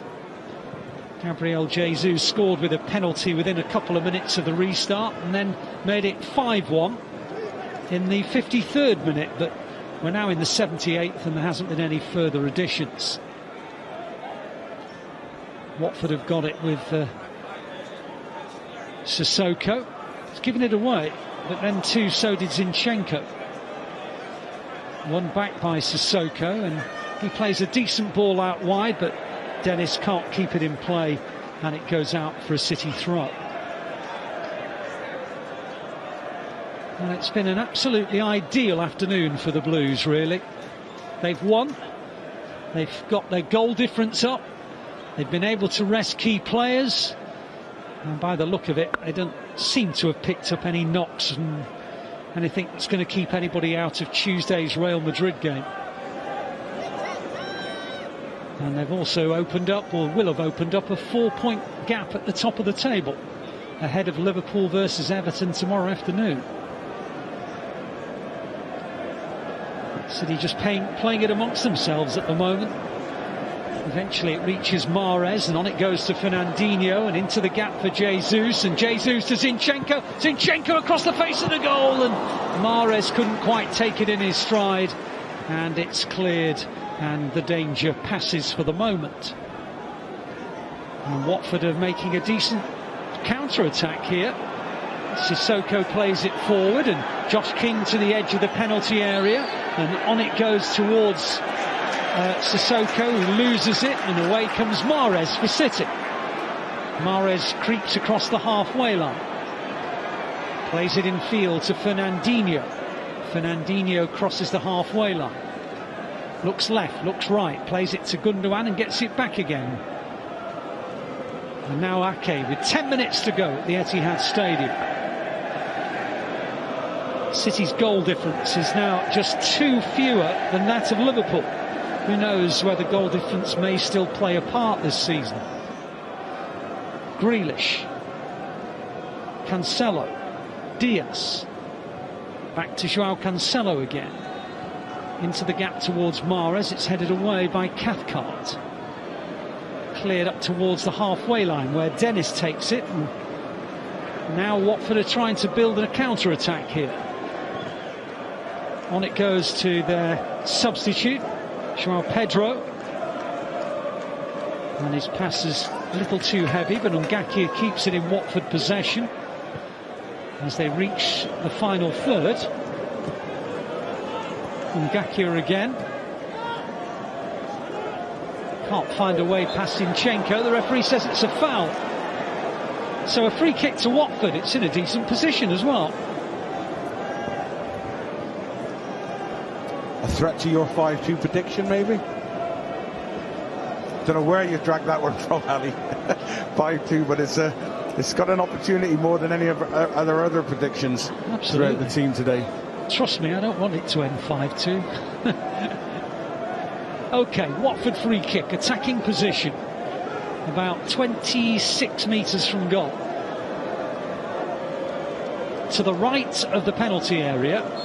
You imagine it will probably be a cross, not a shot. Indeed, that is the case. And Watford should have scored, and it should be 5-2. And what a miss from Joao Pedro. It looked as though it was into a perfect area. Just in between the two, you always got to score. Maybe just a little bit of a lean on at the far post there. From, I think it's... No, he's got to score. I thought Fernandinho put him off, but no, really poor effort. That should be 5-2. And again, don't become complacent at this point in the game. Keep your standards really high. Just maintain that discipline to see the game through. Yeah, Pep Guardiola's methods. He strives for perfection, and he'll be just a little disappointed that the Blues conceded in the first half, and very nearly conceded there. Anyway, they're trying to get a 6th goal now with Grealish inside the penalty area. Tried to lay it off, but Watford emerge with the ball. And indeed, they're looking for a counter-attack, and it's a good tackle by Fernandinho. Shows all his experience, lays it through to Gundogan. Gundogan outside to Jesus. Jesus towards the edge of the penalty area, but he's held up, so he switches the angle of the play to Cancelo on the far. In it goes, and Foster claims it with a good sliding dive. Jesus has played a diagonal ball there across the pitch, and the fullback has completely gone in narrow and left him free at the far post. Some of the organisation and some of the shape from Watford has been really, really poor. And I think the scoreline reflects that, but it should be a lot more. Well, it's just a nice shot of Roy Hodgson and Ray Lewington deep in discussion about, I'm not sure what, but they were given a fairly thankless task to try and keep Watford in the Premier League. It hasn't worked, and the chances of Watford remaining in the top division are slim, to say the very least. Sissoko's driving them forward, and they've won a corner, Watford, and their pocket of supporters behind the goal that they're attacking give their team a round of applause for threatening City. It's a great run in the channel, and Aki's come across and dealt with it really well, you know, because Sissoko is a very, very powerful player, and I think if it comes down to strength, I think Aki can go against anyone in that straight battle. Well, there are 6 minutes to go. The corner is dispatched, City get it away, and then it's going to be another corner. Oh, in fact, it's a goal kick, I beg your pardon. I thought it was Sissoko that it cannoned off Zinchenko. Anyway, it's a goal kick, it doesn't really matter why. just the fact that it is. And Ederson immediately plays it to Ruben Diaz, and on it goes to João Cancelo, and back to Ruben Diaz again, who most importantly has got some minutes into his legs after the lengthy layoff for the hamstring problem. Ake has also done the same after his knock on Wednesday against Brighton. Grealish now, Zinchenko in the left wing position. He's very wide, so he looks in field towards Gundogan, but Sissoko beats him to it. And then Gundogan wins it back, and City have plenty forward here. Zinchenko was offering himself to the left. It goes to João Cancelo, who shoots. It goes right across the face of goal and out for a goal kick.